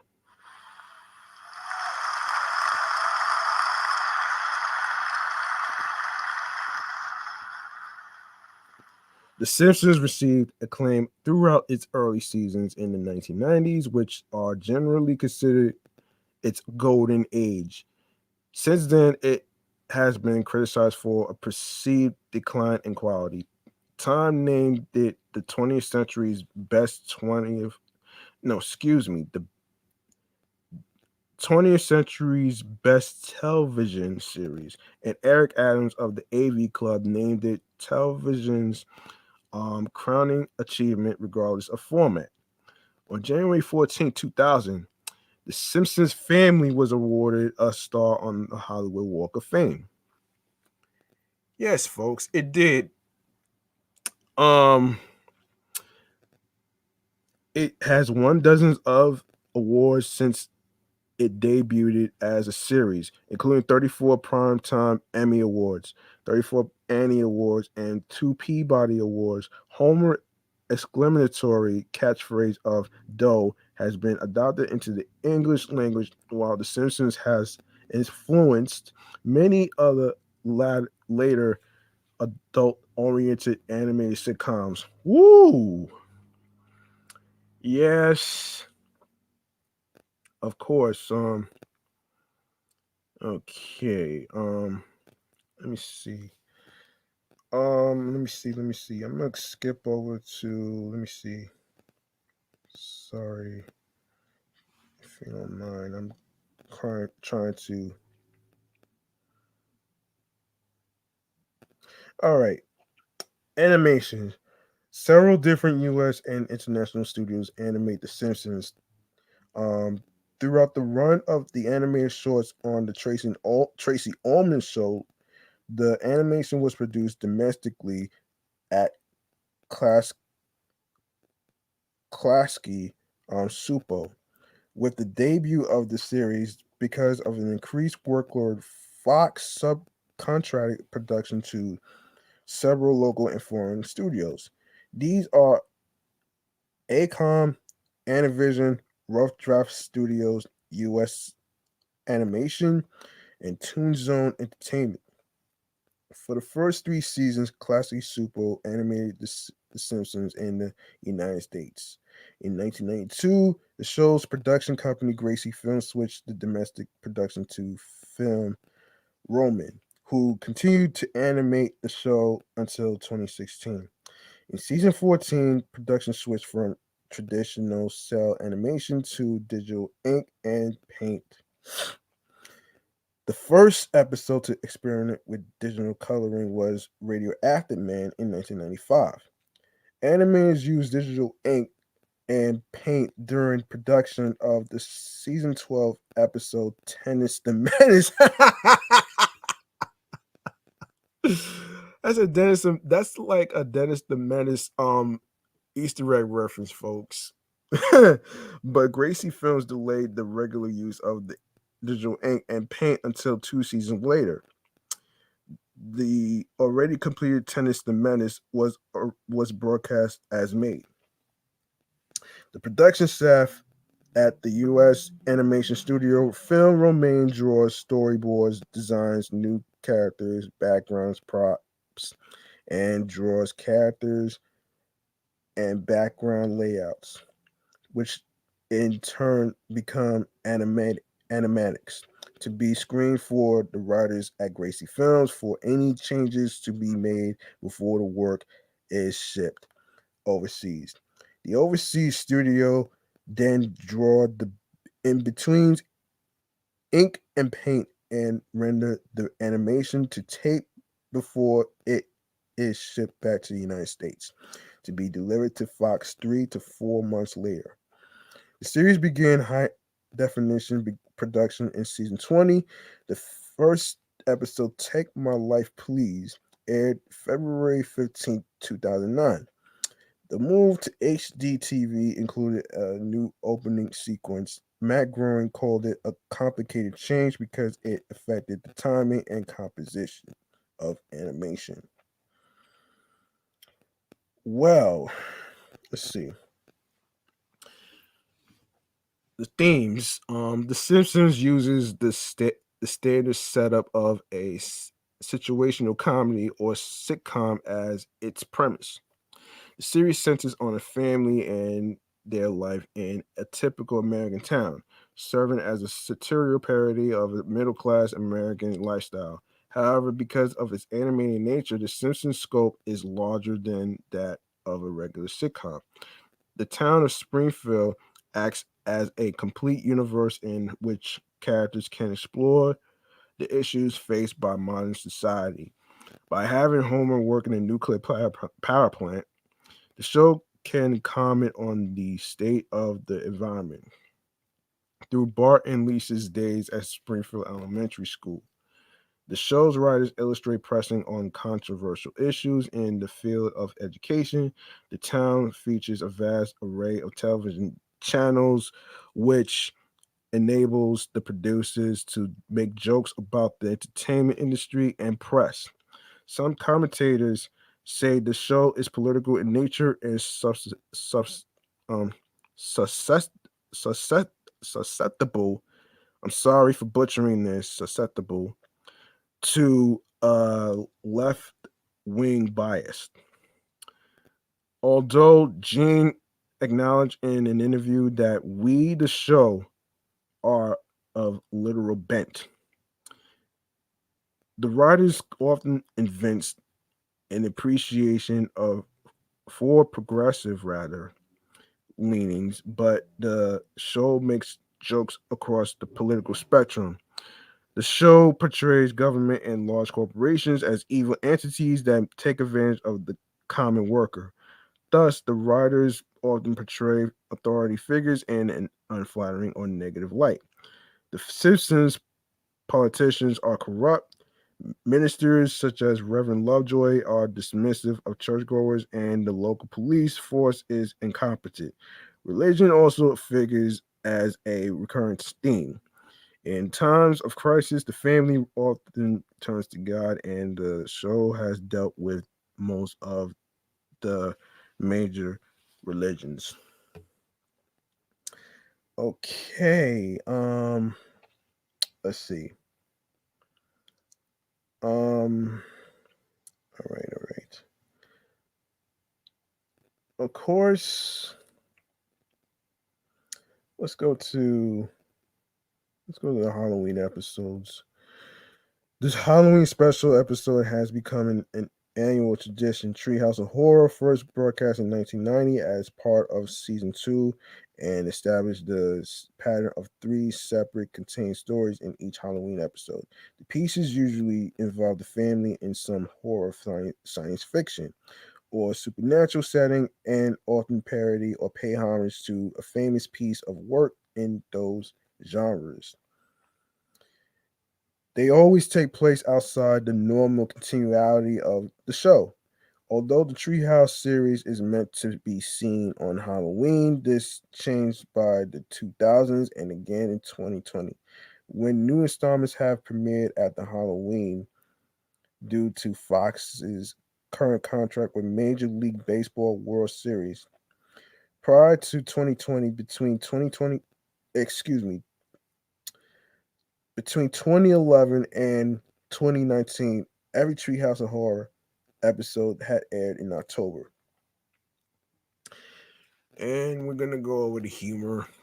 The show's humor turns on cultural references that cover a wide spectrum of society that viewers from all generations can enjoy the show. Such references, for example, come from movies, television, music, literature, science, and history. The animators also regularly add jokes or sight gags into the show's background via humorous or incongruous bits of text and signs, newspapers, billboards, and elsewhere. The audience notice, um, may often not notice, rather, the visual jokes in a single viewing. Some are so fleeting that they become apparent only by pausing a video recording of The Simpsons. No, excuse me, recording of the show, rather, or viewing it in slow motion. Kristen Thompson argues that The Simpsons uses a flurry of cultural references and intentionally inconsistent characterization and considerable self-reflexivity,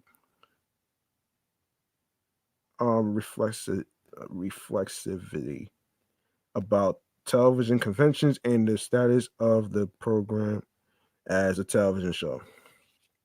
One of Bart's early hallmarks has was his prank calls to Moe's Tavern owner Moe Sislak, in which Bart calls Moe and asks for a gag name. Moe tries to find that person in the bar, but soon realizes it was a prank call and angrily, angrily threatens Bart. These calls were apparently based on a series of prank calls known as the two bar recordings, though Growing has denied any casual connection. Mo was based partly on two bar owner Louis Red Dutch, whose often profane responses inspired Mo's violent side. As the series progressed, it became more difficult for the writers to come up with a fake name and to write Mo's angry response. And the pranks were dropped as a regular joke during the fourth season. The Simpsons also often includes self-referential um, humor. The most common form is jokes about Fox Broadcasting. For example, the episode She Used to Be My Girl included a scene in which a Fox News Channel van drove down the street while displaying a large Bush Cheney 2004 banner and playing Queen's "We Are the Champions" in reference to the 2004 U.S. presidential election and claims of conservative bias in Fox News. All right. I don't know why. Hold on. Yeah, sorry about that. Um, I forgot where I left off. Yeah, sorry about that. Um, all right. Let me find out where. Okay, I'm in humor. My recordings. All right. Okay. Yes. Um. Okay. The show uses catchphrases, and most of the primary and secondary characters have at least one each. Notable expressions include Homer's annoyed grunt dough, Mr. Burns' excellent, and Nelson Munt's ha ha. Some of Bart's catchphrases, as I caramba, don't have a cow man, and eat my shorts, appeared on t shirts in the show's early days. However, Bart rarely used the latter two phrases until after they became popular through the merchandising. The use of many of the catchphrases has declined in recent seasons. The episode Bart Gets Famous marks catchphrase based humor as Bart achieves fame on the Krusty the Clown show, solely for saying I didn't do it. Um, Purported foreshadowing of actual events. The Simpsons has gained notoriety of jokes that appear to become reality. Perhaps the most famous example comes from the episode Bart to the Future, which mentions billionaire Donald Trump, who everybody hates, by the way. Glad he's out of here. Having been president of the United States at one time and leaving the nation broke. The episode first aired in 2000, 16 years before Trump, who at the time was exploring a presidential run, was elected. Another episode, When You Dish Upon a Star, lampooned 20th Century Fox as a division of the Walt Disney Company. 19 years later, Disney purchased Fox. Other examples purported as The Simpsons predicting the future include the introduction of the smartwatch, video chat services, audio auto correction technology, and Lady Gaga's acrobatic performance at the Super Bowl halftime show. Fact checking sources such as Snopes have debunked many of these claims, saying that the show's extensive run means a lot of jokes and a lot of opportunities for coincidences to appear, and most of these predictions have rather simple and mundane explanations. For example, the device shown on The Simpsons with autocorrection is an Apple Newton, a real 1993 device notorious for its poor handwriting recognition. I did not know that. Techno- techno- Technologically, advanced watches have appeared in numerous works of fiction decades before The Simpsons. Okay, we are going to go to the influence and legacy. Um, Man, all right. Hold on before I even continue. Let me get this drink.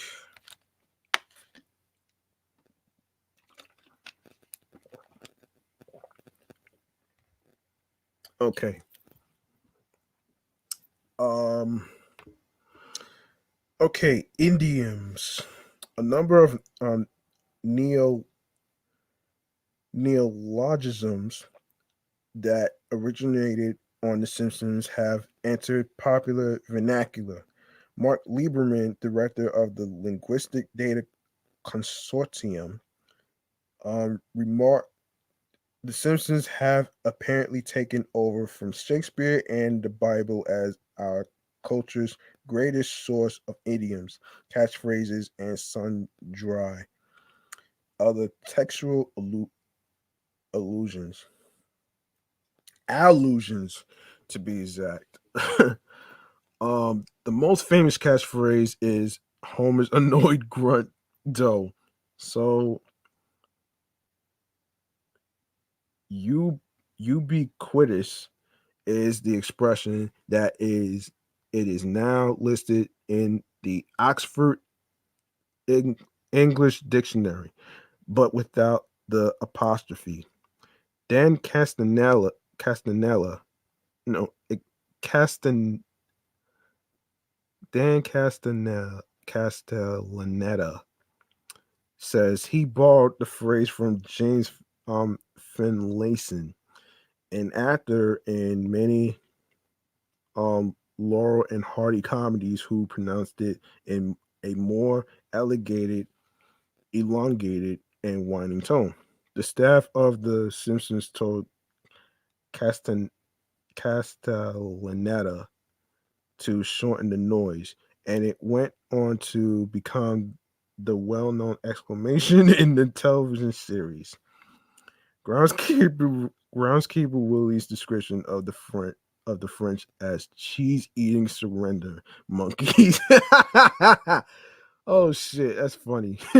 Was used by National Review columnist Jonah Golding in 2003 after France's opposition to the proposed invasion of Iraq.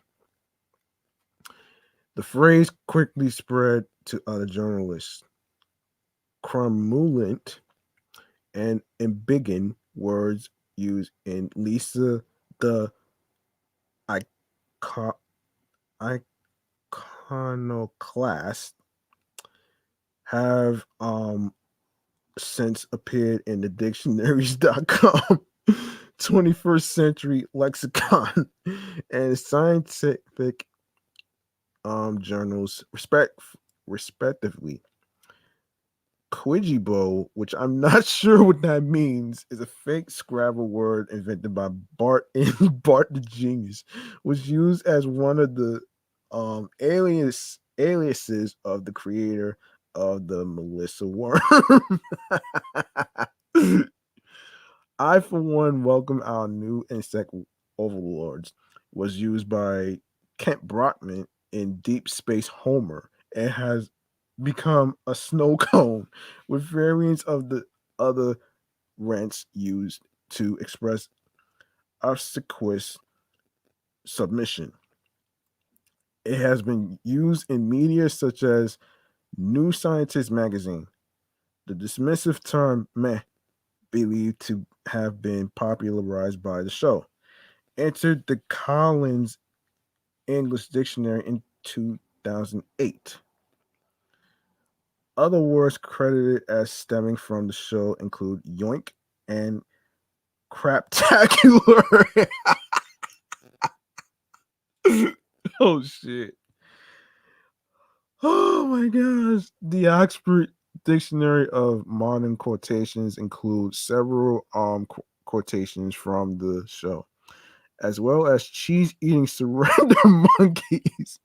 Homer lines, kids, you tried your best and you failed miserably. The lesson is never try. That's the worst advice ever. From Burns Air, season 5, 1984, as well as kids are the best Apu. You can teach them to hate the things you hate. And they particularly raise themselves. What with the internet and all. From 8 misbehaving, season 11, 1999, entered the dictionary in August 2007. Many quote scenes have become internet memes, including Jasper Beardley's quote, "That's a pattern from the PTA disbands," and steamed hams from 22 short films about Springfield. Wow. Okay. Um, all right. Okay. The Simpsons was the first successful animated program in American prime time since Wait Till Your Father Gets Home in the 1970s. I remember that cartoon. Oh shit. During most of the 1980s, US pundits considered animated shows as appropriate only for children. And animating a show was too expensive to achieve a quality suitable for primetime television. The Simpsons changed this perception, initially leading to a short period where networks attempted to recreate primetime cartoon success with shows like Capital Critters, Fish Police, Family Dog, which were expensive and unsuccessful. The Simpsons' use of Korean animation studios for tweening, coloring, and filming made the episodes cheaper. The success of The Simpsons and the lower production costs prompted U.S. television networks to take chances on other adult animated series. This development led U.S. producers to a 1990s boom in new animated primetime shows for adults, such as Beavis and Butthead, South Park, Family Guy, King of the Hill, Futurama, The Critic. For Family Guy creator Seth MacFarlane, The Simpsons created an audience for primetime animation that had not been there for many, many years. As far as I'm concerned, they basically reinvented the wheel. They created what is, in many ways, you could classify it as a wholly new medium. The Simpsons has had crossovers with four other shows. In the episode, it stars Burns. Marge invites Jay Sherman, the main character of The Critic, to be a judge for a film festival in Springfield. Matt Groening had his name removed from the episode since he had no involvement with The Critic. South Park later paid homage to The Simpsons with the episode Simpsons Already Did It. And Sims, Simsorama,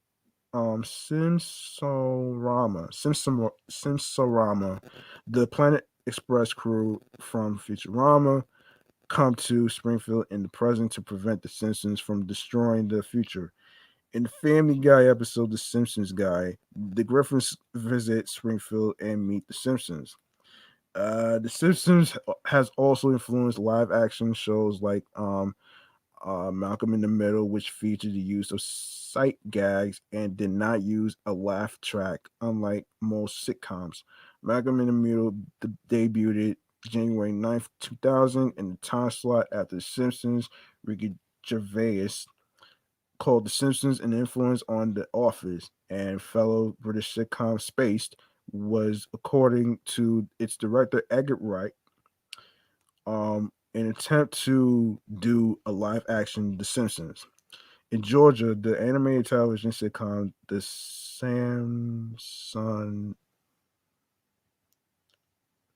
Samsonia Days, launched in November 2009, has been noted for its very strong resemblance with The Simpsons, which its creator, Shalva Remy Remish Villi, has acknowledged. Okay. So, reception and achievements. The early success, The Simpsons was the Fox Network's first television series to rank among a season's top 30 highest rated shows. In 1990, Bart quickly became one of the most popular characters on television in what was termed Bartmania. Oh, shit. He became the most prevalent Simpsons character on memorabilia, such as T-shirts. In the early 1990s, millions of T-shirts featuring Bart were sold. As many as 1 million were sold on some days, believing Bart to be a bad role model. Several American public schools banned T-shirts featuring Bart next to the captions such as "I'm Bart Simpson. Who the hell are you?" and "Another Cheever." And I'm proud of it, man. The Simpsons merchandise sold well and generated $2 billion in revenue um during the first 14 months of sales. Because of his popularity, Bart was often the most promoted member of the Simpsons family in advertisements for the show, even for episodes in which he was not involved in the main plot. Okay. Due to the show's success over the summer of 1990, the Fox network decided to switch The Simpsons time slot from 8 p.m. Eastern on on Sunday night to the same time on Thursday, where it competed with The Cosby Show on NBC, the number one show at the time. Through the, sev- Through the summer, several news outlets published stories about the supposed Bill versus Bart rivalry. Bart Gets an F was the first episode to air against The Cosby Show, and it received a lower Neeson ratings, typing for eighth behind The Cosby Show, which had an 18.5 rating. The rating is based on the number of household televisions that were tuned into the show, but the Neeson Media Research estimated that 33.6 million viewers watched the episode, making it the number one show in terms of actual viewers that week. At the time, it was the most watched episode in the history of the Fox network, and it is still the highest rated episode in the history of The Simpsons. The show moved back to the Sunday slot in 1994 and has remained there ever since. The Simpsons has received overwhelmingly positive reviews from critics, and it has been noted for being described as, in quote, the most irrelevant and unapologetic show on the air. In 1990, review of the show, Ken Tucker of Entertainment Weekly described it as the American family at its most complicated, drawn as simple cartoons. It's the neat paradox that makes millions of people turn away from the three big networks on Sunday nights to concentrate on The Simpsons. Tucker also described the show as a pop cultural phenomenon, a primetime cartoon show that appeals to the entire family.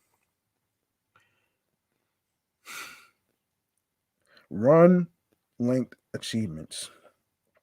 February 9th, 1987, The Simpsons surpassed The Flintstones with the episode The Itchy and Scratchy and Poochie Show as the longest running primetime animated series in the United States.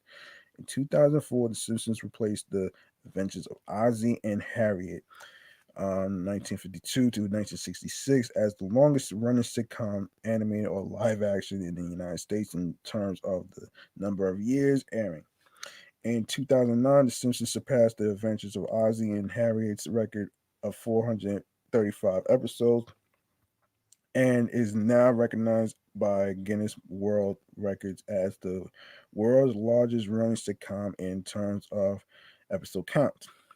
In October 2004, Scooby Doo briefly overtook The Simpsons as the American animated show with the highest number of episodes, about uh, under several different iterations. However, the network executives in April 2005 again canceled Scooby Doo, which finished with 371 episodes.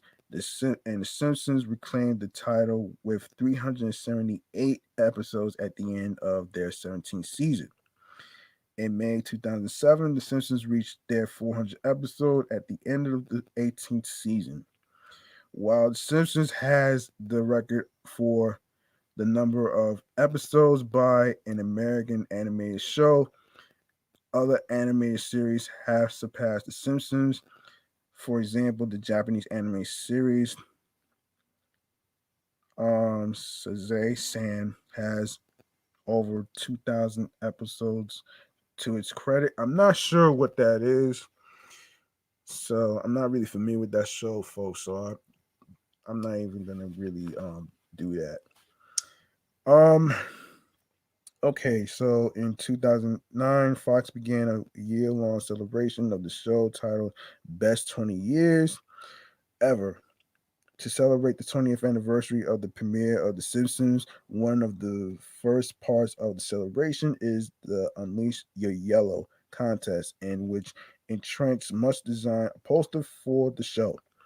The celebration ended on January 10th, 2010 with The Simpsons 20th anniversary special in 3D on ice. A documentary special by documentary filmmaker Morgan Spurlock that examines the cultural phenomenon of The Simpsons. As of the 21st season, 2009 to 2010 to be exact, The Simpsons became the longest running American scripted primetime television series, having surpassed the 1955 to 1975 run of Gunsmoke. Yeah, that's another show I'm not really familiar with, so I'm not even going to really, get into that. On April 29th, 2018, The Simpsons also surpassed Gunsmoke's 635th episode count with the episode Forgive and Regret. The Simpsons is both the longest running and the highest ranking animated series to feature on TV Times Top 50 most followed TV shows ever. On February 6th, 2019, it was announced that The Simpsons have been renewed for seasons 31 and 32. On March 3rd, 2021, it was announced that The Simpsons was renewed for seasons 33 and 34, which I just mentioned. Um, okay. Now, let me see. Let me see. It did get some awards, so let's go over let's go over this. Awards and honors, right?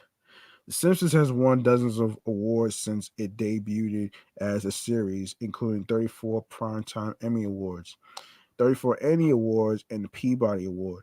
In a 1999 issue celebrating the 20th century's greatest achievements in arts and entertainment, Time magazine named The Simpsons the century's best television series.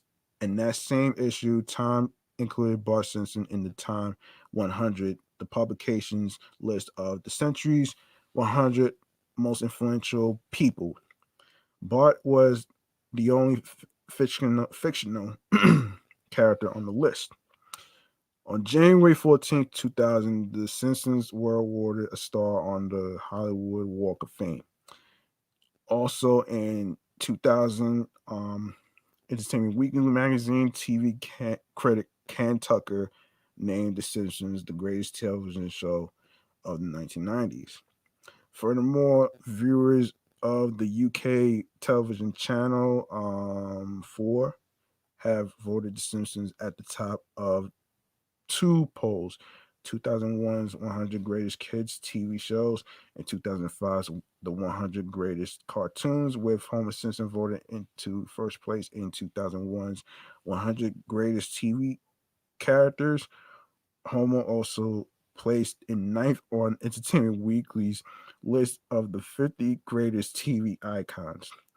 In 2002, The Simpsons ranked number 8 on TV Guide's 50 greatest TV shows of all time, and was ranked the number 6 cult show in 2004. Why would you call it a cult show, man? I don't understand that.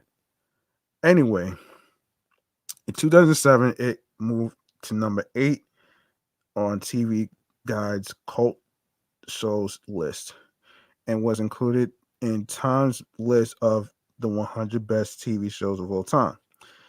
In 2008, the show was placed in first on Entertainment Weekly's top 100 shows of the past 25 years. Empire named it the greatest TV show of all time.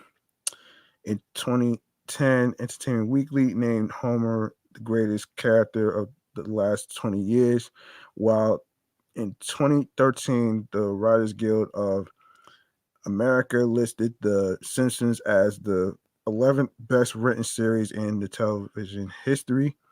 In 2013, TV Guide ranked The Simpsons as the greatest TV cartoon of all time and the 10th greatest show of all time. A 2015, The Hollywood Reporter survey of 2,800 actors, producers, directors, and other industry people named it as their um, number 10 favorite show. In 2015, uh, okay, British newspaper The Telegraph named The Simpsons as one of the 10 best TV sitcoms of all time. Television critics Alan Sepinwall and Matt Zola Seitz um, ranked The Simpsons as the greatest American TV series of all time in their 2016 book TV The Book. Okay, I'm not even gonna really. I'm going to go to. I don't know if there's any more. Okay, I think I'm gonna wrap this up right here. Let me see. Yeah, I'm gonna wrap this up right here. Listen, I didn't expect this episode to be this long. I do apologize. I don't usually do 2 hour episodes, but I figured it might be worth it since I'm reviewing The Simpsons for you guys, which is one of my favorite episodes of all time. So I figured I'd do that for you. And and of course, if you like what you heard, feel free to show some love by making a charitable donation to my Cash App, which is G Money Stacks 555. That's $ capital G lowercase MONEY, capital STACKZ 555. All right. It's not about breaking the bank, you guys. It's about doing what you can or what you can't or what you are willing to afford. Um, and of course, I'm going to go over the social media handles and stuff. So we're going to get to that. All right. Um, so before I even get to the social media handles, listen,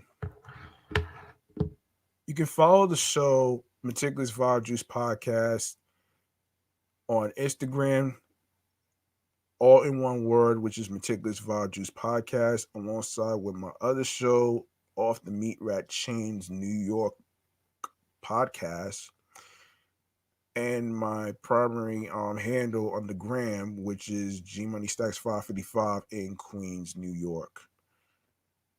Also, a little quick sidebar here. I did not get a chance to mention another person's social media handle when I was doing episode 12 previously. Be sure to go follow my my good friend Yasin's. It's YAH_SINS.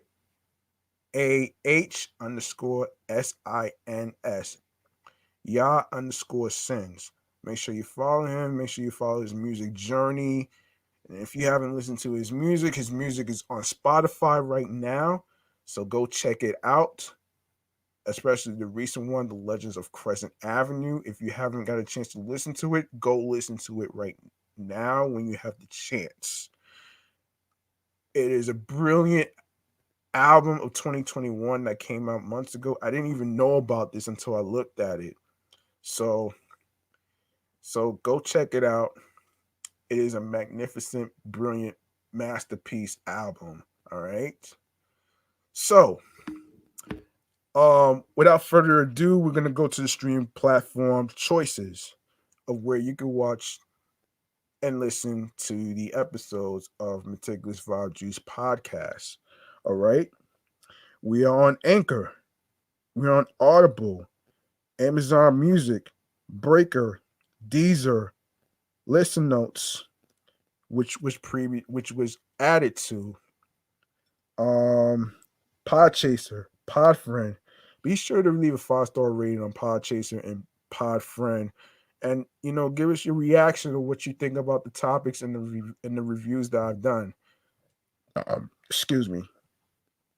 We are on Pocket Cast. We're on Player FM, Podcast Addict, Reason FM. We're on Stitcher, Spotify, TuneIn Radio. And don't forget to listen to Meticulous Vibe Juice Podcast episodes on Google Podcasts, iHeartRadio. Last but not least, the YouTube. Um, Before I get to the YouTube handle, listen, don't forget to also follow me on Livid. On Livid, it's going to be G Money Stacks, Queens, New York. All right, that's G Money Stacks, Queens, New York on Livid. I will be recording on Livid as far as the podcast tomorrow with my other show, so you guys can actually get to see more of me recording the podcast, and hopefully I hope each and every one of you enjoys it, and hopefully I'll be able to develop the following on Livid as an experiment. So I think Livid might be better to do the recording than on IGTV because of the crazy policing that's going on over there. And I'm not trying to have no cancel culture going on with this Livid app. So, you know what I'm saying? And without further ado, I need y'all to do your part by subscribing to the YouTube channel, Meticulous Vibe Juice Podcast, and be sure to enable alerts along with the notification bell. Grab the subscribe button. Um, be sure to keep a lookout for upcoming episodes when the show goes in the air live via live stream. Previous episodes that was recorded that will be posted on the YouTube channel page automatically. Be sure to be sure to leave a comment with the episodes along with the review topics. Don't forget to download your favorite episodes on streaming platforms, which really helps the show a lot. Thank you very much to everyone who I actually took the time to listen to the episodes, which is like over 35 plays and downloads. And also be sure to share the videos. Be sure to tell a friend to tell a friend. Spread the word. Be sure to rate, like I said previously. Be sure to share the podcast alongside with audio streaming platforms with your friends. All right. Listen, this has been a great long episode of Meticulous Vibe Juice Podcast titled um Hilarious Moments in the Movies and TV Shows episode. All right. Now listen, like I always say at the end of the show and my other show, if you have any dreams of whether you want to create a podcast like myself that's doing two so far, or any other career fields whatsoever, listen, don't let anybody tell you or what you can or can't do to succeed, because the amount of success is what makes you happy, and what you could do with these crazy ass online flizzies. I don't like calling them trolls because I think trolls is played out. So I call them online flizzies for a reason, because they're in it. They're just idiotic thugs who want to make people's lives miserable and stuff. So what you could do is eat them up, Homer Simpson style, like this.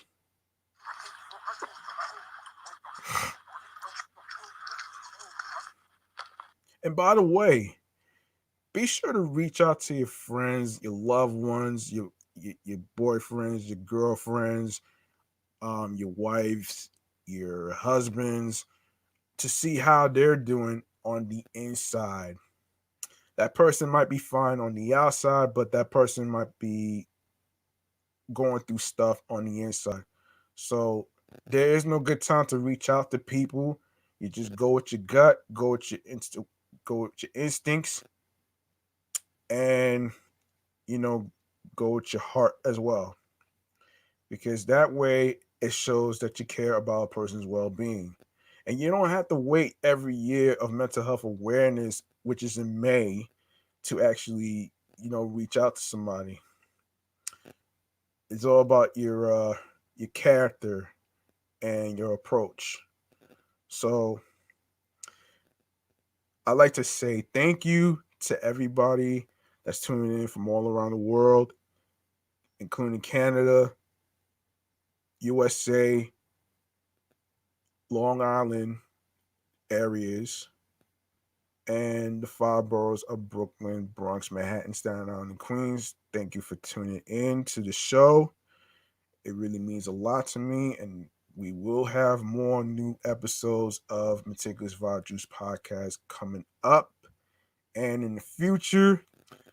And I hope you guys have a good night.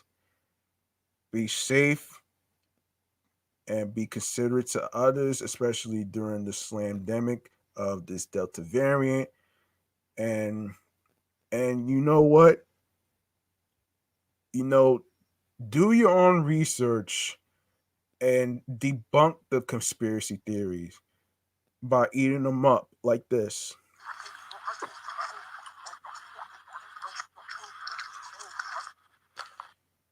Listen, man, I had a blast with you guys. I'm G Money Stacks. Thank you for rocking and tuning with me on this episode 14 of Meticulous Vibe Juice Podcast, also titled um, Hilarious Moments in the Movies and TV Shows. All right. I'm clocking out. Peace and one love. And you guys have a good night. All right.